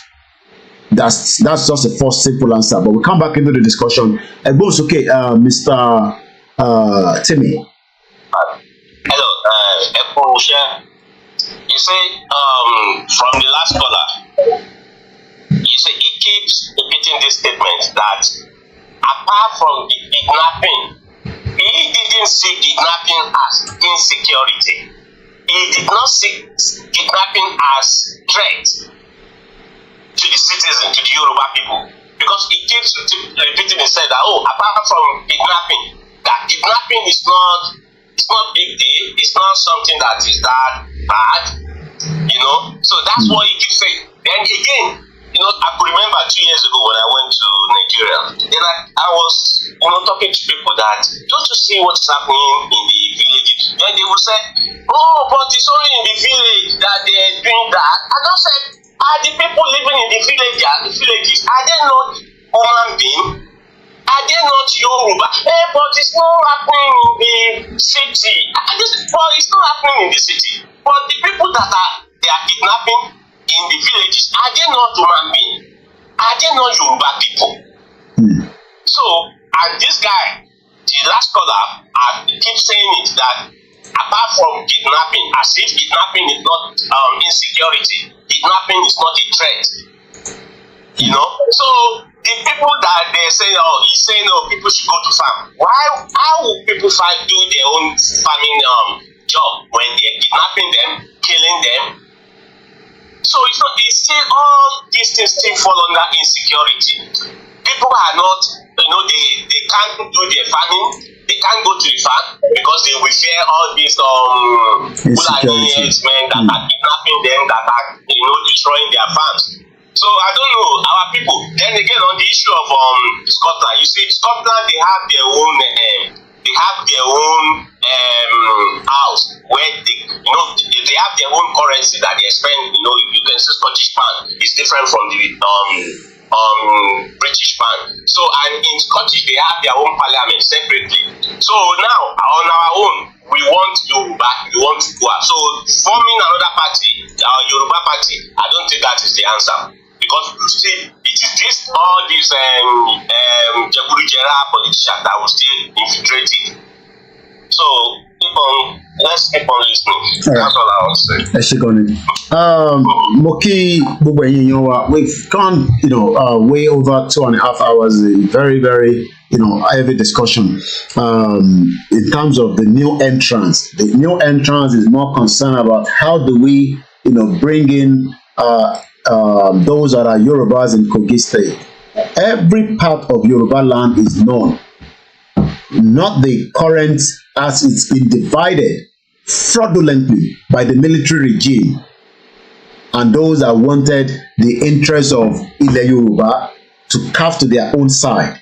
So the fact that those in Kogi State always think that they will be left alone or they will be left behind because we are asking for the right of the Yoruba people to exit Nigeria. You talked about something that a little bit. You said, and that's your views. This is something that will get concerned. One in Nigeria, but you still want us to think that the Nigeria will favor you or favor all of us as the indigenous people, and we know that is a lie. First and foremost, whether you agree with it or not, there's an agenda. There is an agenda to Islamize every one of us. So that agenda, whether you agree with it or not, it is there. And we can give you evidence, not just inside Nigeria, from outside Nigeria as well. Secondly, the Nigeria that many of you are fighting for, that you are defending, that Nigeria is a fabrication that the British put together to create all this problem that we are encountering today. So until Tinubu understand what we are fighting for is not to save that name, because that name first and foremost, because we should first get back our true identity. The last, the first speaker, because I was not even going to bring anybody in. He has gone now. We can't even say him. He couldn't answer the final question. He has thrown what he wants to throw in here, and that's exactly what I want to do. But now that I've known some of you, probably we just have, because your views that you think that you can bring into a platform like ours and then you will walk away, it's not going to happen. Because number one, this platform is dedicated to one thing alone: self-determination. We care less about how your interest in Nigeria, because that your interest is a British interest, not our true interest.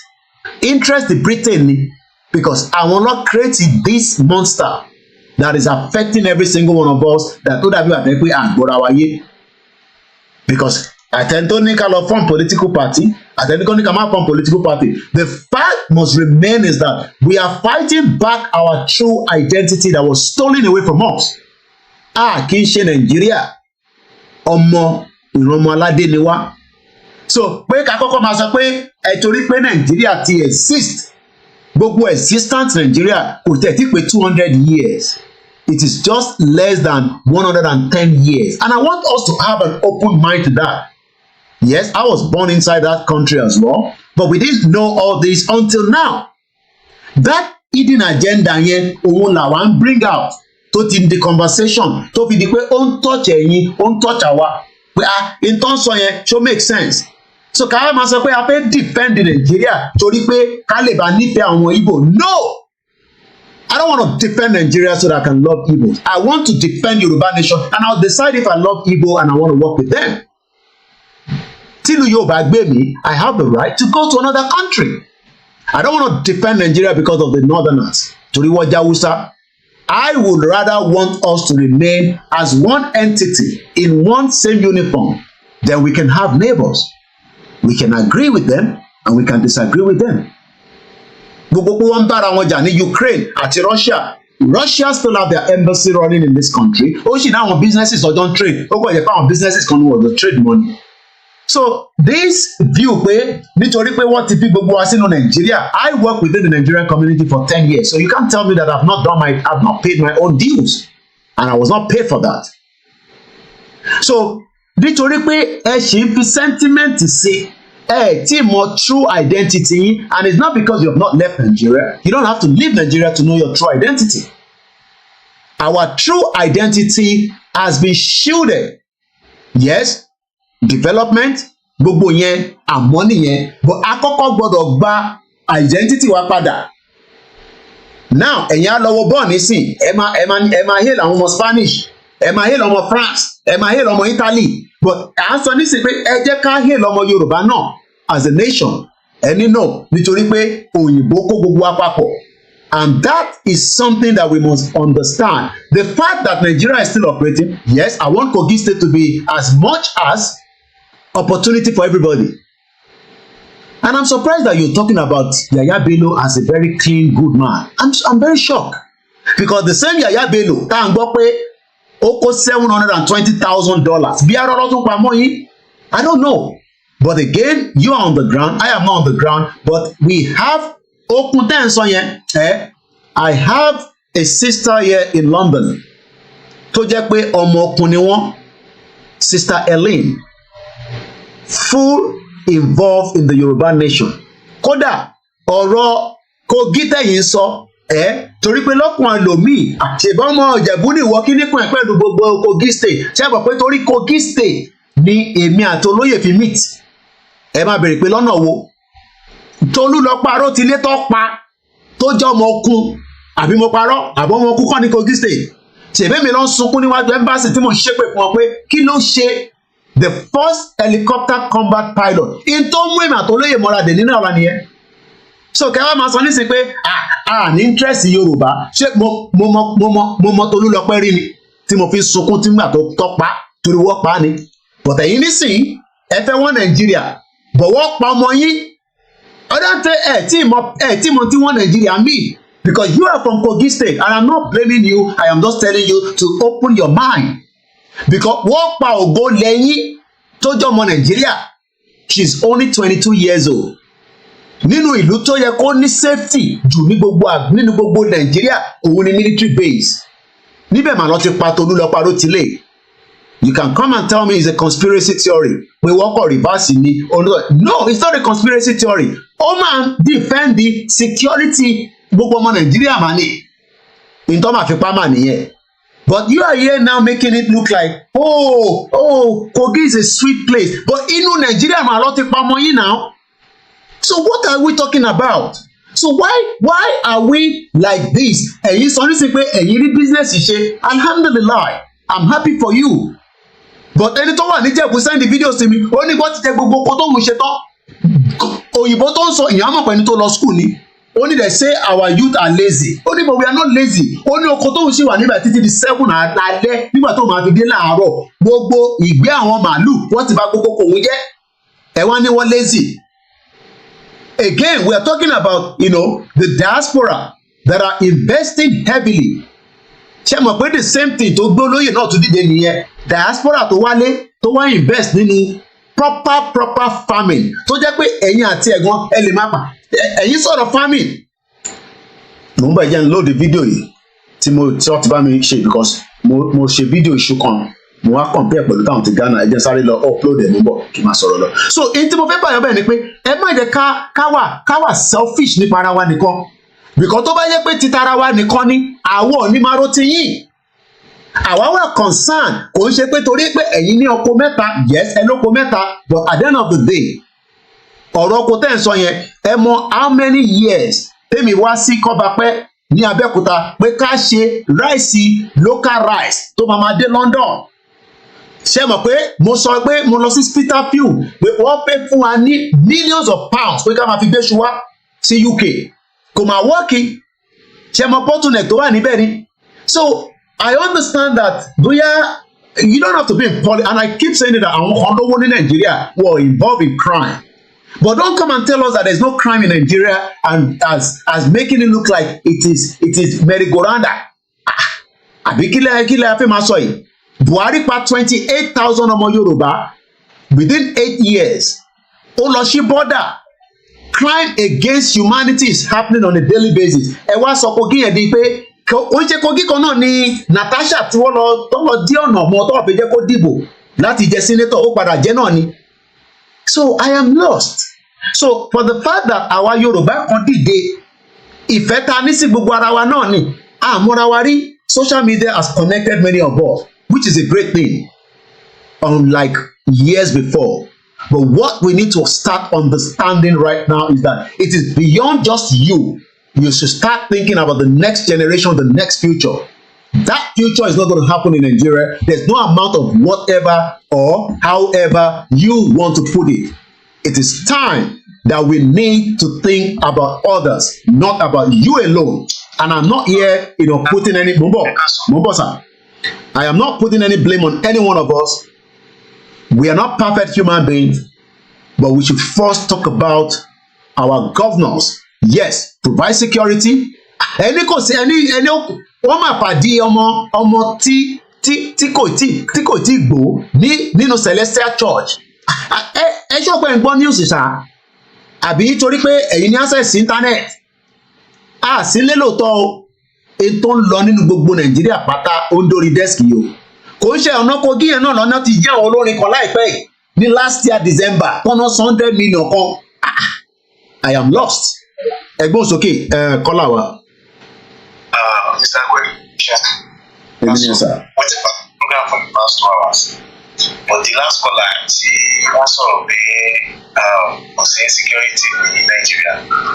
Over so little experience to share between my friends right there. Just last week, a friend of mine, Oluwole, he was telling me, just 3 days ago. Last ọ̀rọ̀ yẹn 3 days ago ẹ ló wá sọ fún ẹ pé nǹkan kan ṣẹlẹ̀ sọ̀rọ̀ ní Ìjẹta ẹ understand kí ló dẹ̀ sọ ó ní uncle immediate elder brother mama tó bí ọ̀rẹ́ mi yẹn friend of mine yẹn immediate elder brother wọn lọ sí farm ní àgbọ̀ pẹ̀lú ìyàwó ẹ̀ wọ́n ti lọ ṣiṣẹ́ láti àárọ̀ wọ́n dẹ̀ lọ sílé nírọ̀lẹ́ after the tiredness of farm work. You understand? Yeah. So when they father lost lórí báyìí on their way going on, àwọn Fúlàní dẹ̀ jáde sí wọn. Wọ́n dẹ̀ kidnap ìyàwó ọ̀fẹ́ ọkọ sílẹ̀. But kò sí strength láti lè ní wọ́n fẹ́ bá wọn jà lẹ́yìn because wọ́n ní weapon. So ọkọ yẹn lọ sílé, ó lọ padà sílé, ó lọ sọ fún àwọn local farmers àtàwọn vigilantes ọkọ̀ local security group yẹn. Wọ́n lọ síbẹ̀ yẹn again. That's what ilẹ̀ ti jù. You understand? Wọ́n lè kó fà láti lè fẹ́ wá ẹni yẹn. You understand? Ìgbà tó máa di àgbọ̀dọ̀ kejì tó máa lọ síbẹ̀ tó máa search gbogbo environment ní get of wọ́n ti pa woman yẹn. Wọ́n gé ọrùn woman yẹn nígbà tó máa gé ọrùn ẹ̀rọ and kìí woman yẹn nìkan with another they found another 7 woman bodies in the same spot. And irú nǹkan yẹn kò ní sí ó lóun sọ ilé because we are close so òun lè sọ fún mi because nǹkan tó wọn bá sọ pé nǹkan tó ṣẹlẹ̀ nílé wọ́n kàn ń pè òun láti délé dèsí and news ni mo wá online ní ìdí gbogbo orúkọ báyìí ṣé mo bí not because of that person tó close mọ́ ó lè relate that kind of thing fún lórí ìpínlẹ̀ fún mi you understand but àwọn èèyàn náà ṣe máa sọ wípé kò sí security ẹni tí Nàìjíríà bá ṣẹlẹ̀ sí kò ní bá wọn bọ́ bá kú so ẹ kó ètò ẹ ṣe gbẹ̀mí lẹ́ẹ̀kan sí brother mi Báṣọ̀run èmi ò mọ̀ yín ní ìgbà tí mo ń pariwo pé wọ́n pa Tolúlọpẹ́ Arótilé máa fún yín ní access kẹ́ sọ̀rọ̀ nísinsà Tolúlọpẹ́ I just saw as Kogi State èmi ò tẹ̀ wá wò pé ibì kan nílẹ̀ Yorùbá ní Kogi ibì kan kì í ṣe ilẹ̀ Yorùbá I saw her not as the Nigerian I saw her as a Yoruba girl that was massacred Tolúlọpẹ́ ìlú Yorùbá ló ń jẹ́ bẹ́ẹ̀ Arótilé kódà aṣọ tí mo ṣe fún ó ṣì wà lókè torí Tolúlọpẹ́ ní Ìgbòho ṣe rí mi so ẹgbọ́n sókè ẹ jẹ́ ká gbọ́ yín lẹ́ẹ̀kan sí I've gone way past it's coming up to 3 hours whatever it is now after you I will not bring anybody in again I have to end this program but video kan load lọ́wọ́ àfi tí video yẹn bá load tán kí tó parí ni máa fún wa ní access pé kárí ètò pé wà nínú video yẹn ẹgbọ́n sókè Mr. Báṣọ̀run ẹ ṣé gan ni sá. ẹ ṣé it's a good thing this place is recorded, and I think I was very, very precise and articulate enough. So I'm surprised when I think a lot of people are well, I'm responsible to what I said, but I'm not responsible to your interpretation. If my take earlier suggests that I said there's no insecurity in Nigeria, that's very far from what I said. And the point I was making is, it is not as bad as we are making this safe, and as it impacts our productivity as a nation. I cited Kaduna State, that despite being the most security challenged state in the northwest, Kaduna was the largest producer of ginger and the 5th largest producer of 5 major agro-commodities, despite the insecurity. And I went further to elucidate that these are the steps that the government took to ensure and enhance their productivity level. And then I translated the same thing down to Osun. Osun State, we've had several incidents of cattle headers attack in Osun State. And I challenge anyone to bring any of that. I mean, where we had farmer headers clash in Osun. But you see somebody in the Yoruba shouting and lamenting online that they are hungry. And I say it is as a result of laziness. It is laziness that will make you have arable land. And you cannot take advantage of those arable land. Yes. Yeah. I mean, if there's that's what we are shouting for with our governors. I'm not that we can accuse them, we can blast them. They are representing us. They have to provide security and allow people to go to farm and make sure that there's an enabling environment. But we know that not all of them would do it. Some. I was on the stage some days ago. Yeah. By the way, Ileife is my second book. Okay. I also have a farm in Ife. Now, I schooled in Ife. I graduated about 13 years ago in Ife. And I was saying it, I said, well, by the time I return to Ife, if nothing is done in the next 5 years, what Ife would become as the source, So what did you see in there that is a bit shocking that Yahoo boys are taking over Ife. Our fathers are no longer going to the farm. Our fathers are not doing boy to Yahoo boy, buy them weed, buy them food. Wow. Our fathers are no longer farming. They just want to get a motorcycle, they want to get they want to get a Bura motor to carry students. But if OAU is short down, if OAU is on break, if the Polytechnic students on break, if foreign link is on break, if the university is on break, you guys like a boat down. Wow. So that means the state is not economic, buoyant of itself. Yes, because they are abandoned farming. They wasted 100 million in Israel. They are selling it for 300 naira. If you talk about expensive as a thing in Abuja, the inflation is different. Why is it that? Because our people have abandoned farming. Yahoo guys are determining the economic outcome of the nation. And as a Yoruba man, I cannot put my hand that it is not the idea of people wake up and address it. If I was not as ní má ṣe wà ní patí ní ìjẹta bí a tó bá padà dé pọ̀ sílé mo kàn sọ ni. Mo ń gbọ́ sà. You've elucidated on all of those challenges about Kogi, about yes. the other places, the kidnapping, the killing. I just want you to tell me how is cessation the solution? Because okay, all right. Okay, now Mungbo. In Kogi State, there was along the Lokoja road. Ajala were kidnapped, and the family people said, "Oh, no, it was Fulani herdsmen." By the time the local vigilante went into the bush to rescue them, every one of the kidnappers, they are all indigenous of Kogi, Igala and the Rabbi tribe. They are indigenous of Kogi State. They are not Fulani. Okay. So in every state, you have criminals. In Oyo State, when they killed the doctor, they said it was Fulani, but by the time the arrest was made, it was an Oyo indigenous, and it was due to political reasons. So the question okay. Any issue receiver again. Okay, all right. Again, that I know what you see. The problem we would have is that the last one that Daruko yẹn nígbà tó pa Dr. Aborode lẹ́yìn sọ yẹn àbí. Yes. Okay, mo ti rí ibi tí ẹ ti gbọ́ program local media guy yẹn. I will not say more than that. Ẹ jẹ́ ká fún Mr. Olaniran because ẹ bá ti gbọ́ local media guy yẹn òun ló fún yín ní that information tó lọ gbéyàwó kan wá tó ní political reason lọ ṣe pa Dr. Aborode. Ṣé àwọn pé èmi rí bàbá Aborode ṣá intention ẹ jẹ́ wà very careful. Ọlọ́run máa ṣàmì ó mà lágbára báyìí.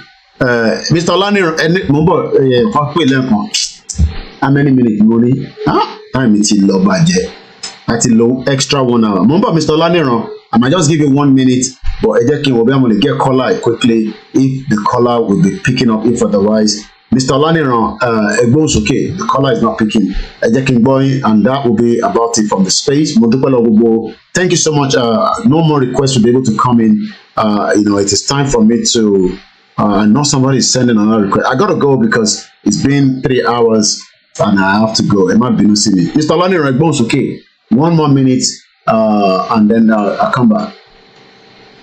Well, I say, sorry, yes, we go back to or to be fresh in closing my fair so. What do you want to say? Kò sí nǹkan kan anybody ò bá ṣe. Tó máa bẹ́ẹ̀ ni ìyẹ́nu padà pé orílẹ̀-èdè Yorùbá òun lè fi fẹ́. So àwọn lè wá gba orílẹ̀-èdè Yorùbá tán o, káwọn máa bá wa jà yẹn ò mátà. But for now, orílẹ̀-èdè Yorùbá lè fi fẹ́. Àgbógbó ọ̀nà tó bá gbà, mo lè máa fi kún. Ẹni ọ̀nà tó bá gbà. Ẹ ṣé gan ni. Mo kí àwa Comfort Ológunjà. Wọ́n ní Kogi State is not safe o.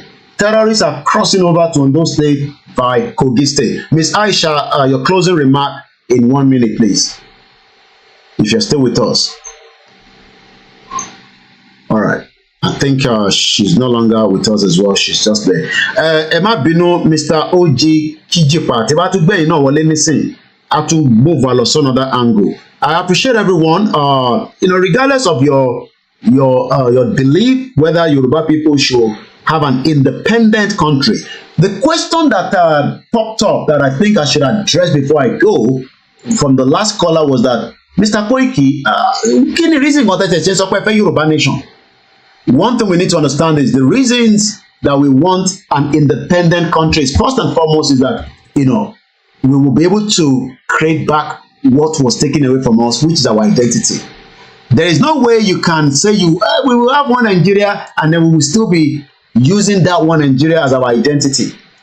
We would disagree with you. Tele is a different thing. We shouldn't be, playing what we have now known. For the fact that you can understand that Nigeria was not created by our forefathers. So, kò sí any argument that take place on the table. I don't care how you love Nigeria. Look, you can't love Nigeria more than a lot of us. Okay.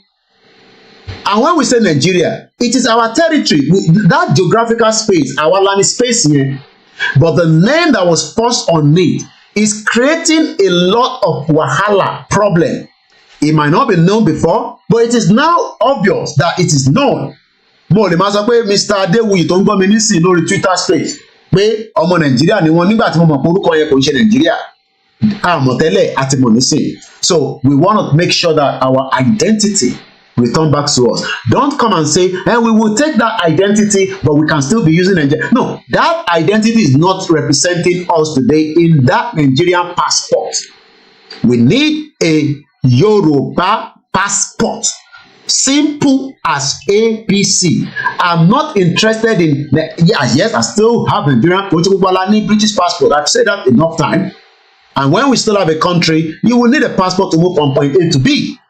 But the fact remains is that passport is not our true identity. Then the other one is that our diversity is better. The bigger we have the numbers. No. Again, we don't need the big numbers. It is literally holding us back. But it's leadership, like the first caller, need to padà sálọ. Because I think APC ni wọ́n bá tẹ́ pa àbẹ̀ APC jà. But he is an APC member. They cannot even solve their problem. Problem tí wọ́n ní sìn ó wà lára problem bá àfi bá wọn solve. Because all the problems that every one of you are facing in the Nigeria today can be solved when we pull out of Nigeria. Because even if Tinubu changed the 1999 constitution as amended, that fraudulent constitution, even if that constitution is changed, that would not stop us from asking for our right. Nígbà tá a bá ti wá sọ̀rọ̀ nípa identity, many of you like Mr. Bashorun, he has a farm, he's doing very well. But I want everybody to do very well. I just don't want you to do very well. The reason why we have crime, you are talking about the Yahoo, but what about the billions that have been stolen by the criminal politicians? We are not condemning crime here. So we take our identity, we can respect our culture. I'm asking for Yoruba nation doesn't mean I was born a Muslim. I have Christian in my family. I have Hindu, I have Buddhist, and I have people that believe in Ifa just like I do myself. But we will take our culture. Àwa lọ preserve culture yẹn bí àwọn Arab ṣe ń preserve culture tiwọn náà tó jẹ́ kó bàjẹ́. Tó bá ti ṣe hajj tán, máa lọlé. Má tún sọ pé o fẹ́ claim asylum níbí báyìí. When you go to Germany, you respect their culture. Ọkùnrin àtọkùnrin bára wọn sùn, má lọ complain níbẹ̀, ìwọ ló fẹ́ lọ gbé níbẹ̀. Wọ́n jẹ ẹlẹ́dẹ̀, ohun ẹ̀ ló lọ síbẹ̀. We will keep our culture. Ọ̀ṣun Òṣogbo our preserve. Ìyẹn ò bà ẹ̀sìn Kristẹni àti Mùsùlùmí jẹ́. Grandma mi tó fi kú, mo máa ń sọ ní phase 2 Nàìjíríà délé, tó bá ṣe free John, tó gbé dọ́wọ́ wa lókè, tá máa bu gàrí lé lórí, tá máa dùn mọ́yàn nínú, á dàbí pé ìjà wà láàrin wọn àti neighbor wa ni. Ìfẹ́ wà láàrin Mùsùlùmí àti Kristẹni àti oníṣẹ̀ṣe. But lẹ́yìn náà wọ́n gbọ́, àwọn Taliban ti wà láàrin yín ní Kogi State. Lẹ bá fẹ́ gbọ́ kẹgbọ́. Ní gbogbo Kwara, ní gbogbo ilẹ̀ Yorùbá, a ti ní àwọn fundamental Islamic people tó máa ní problem pẹ̀lú wa. Nàìjíríà ò ní lè solve problem yẹn. Sultan Òṣogbo tó sọ fún wa níjẹta pé ọ̀rọ̀ terrorism ló wà yìí o. Ó máa take decades. We've lived together 63 years. Like Igbo, ẹ má parọ́ fúnra wa. Igbo gan náà fẹ́ gbalẹ̀ wa, bá ṣe gbọ́, bẹ́ ṣe sọ fún wa. So ẹ má ẹ̀ka tanra wa. Ẹ jẹ́ kí Igbo máa lọ, kó lọ dá dúró, so that ìjà tá à ń jà láàrin ra wa, à lè control narrative border. And this is going to be the last one. Yesterday was a big debate. A máa dìbò nílùú yìí, but à ní para wa. Ìtàn sọ̀rọ̀ lé lórí ní immigration. Wọ́n ní Labour máa ṣí bọ́dà táwọn Afghanistan máa wọlé táwọn tó lè wá ṣe. Irúwọ́ ògiri wa ló ń wọ Kogi. Irúwọ́ ògiri wa ló ń wọlé Yorùbá. Àmọ́ who is who? Ẹ jẹ́ ká gba Yorùbá nation. Ká lè make sure pé migration tó ń wọlé Yorùbá a lè control ó possible. Ó lè má perfect. Lóòótọ́ Amẹ́ríkà kódà tẹ́ bá lọ rí fẹ́ǹsì tí wọ́n ṣe, àwọn èèyàn sì ń wọlé láti Mexico, but wọ́n control ẹ̀. Ẹ má ká play novice. Ẹ jẹ́ ká rán ẹ bóyá bó pẹ́ bóyá tẹ́ ẹ̀ bá wà careful. Àwọn Fúlàní máa padà jẹ gọ́vnà ní Kogi State o, wá jẹ ní gbogbo ilẹ̀ Yorùbá. So gbogbo ọmọ Yorùbá ẹ jẹ́ ká wà very very understanding lórí ìtàn bábọ̀. Ní jù báyìí lọ lórí ètò wa Koiki Media. Wẹ́bsáìtì wa náà lè rí ní iwájú yìí yẹn. Mo kí ìyá wa Comfort Ológun jẹ́ ṣe àrọ́wọ́ yín, ẹ kú gbogbo gbà, ẹ kú tọ́jú wa. Gbogbo ọmọ Yorùbá nílé lóko a máa délẹ̀ lérí. Awareness yẹn náà ló máa pọ̀ sí i. A ní gbọ́wọ́ kúrò ní orí ẹ̀. Gbogbo ẹni tó bá ní mo wà lórí live show báyìí o. Mo wà lórí live program báyìí. So gbogbo ẹni tó bá wá sọ pé àní délẹ̀ lérí, àní ṣépè fún yín, àmọ́ ẹ rántí pé ìran wa là ń jà fún wọn. Mo kí gbogbo ẹ̀yin sisters mi, ẹ̀yin beautiful sisters, ẹ̀yin màmá, mo kí ẹ lẹ́gẹ́ Miami kúṣẹ́, mo kí Lexi beautiful, mo kí ẹ̀yin Biafra, Ayọ̀ Dìméjì, mo mọ̀ pé ẹ̀yin kan náà Anonymous lẹ́ ń gbọ́ mi ẹ wà lórí ètò ìrọ̀lẹ́ pa èmi náà máa ń ṣe bẹ́ẹ̀ má wọrí oyè wọ̀ náà ó ti gbé ọwọ́ lé Anonymous yẹn tó bá wà lọ ṣe mistake tó rántí click ẹ̀ máa kọ̀ lórí ẹni mo mọ̀ pé ó gbọ́ mi bá parọ́ ó gbọ́ mi mú kẹ́ Kíjìpá ẹ bá kí àfáà Kíjìpá mo like bàbá yẹn dáadáa ẹ bá kí àfáà gbogbo àwọn àfáà ńláńlá gbogbo àwọn ṣéwù tó ti kú kọ́nà wà pẹ̀lú gbogbo wa and on that note gbogbo lé mo kí yín o bàbá mi Theophilus tó buyì mo kí yín ìyàwó Ọlájírè kókà gbogbo ẹtí bá dárúkọ Pastor Mo ní 2 weeks ago precisely ni wọ́n pa in-law wọn ní Port Harcourt wọn ò lè parọ́ náà ṣé ìyẹn máa ń fi òkú parọ́ ni in-law wọn yẹn wọ́n níyàwó ẹ̀ṣẹ́ kú ni wọ́n ṣe sọ fún mi mo lọ sí Heathrow airport mo lọ sí airport nígbà tí wọ́n sọ wọ́n ní ọkọ ẹ̀ àtàwọn tọ́jọ́ kidnap gbogbo ni wọ́n yan tú so ẹ jọ̀ọ́ tí security bá wà lọ́dọ̀ yín ládùúgbò yín ẹ dúpẹ́ fọ́nà ni o there is still security in the land and there is no doubt about it. My name is Olami Koiki.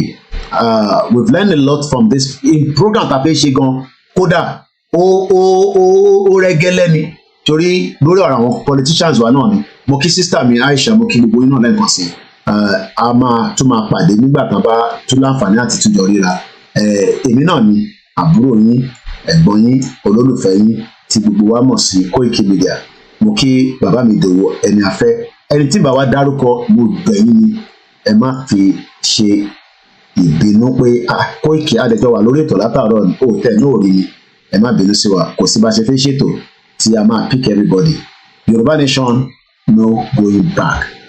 Thank you so much to every single one of us. Bye for now.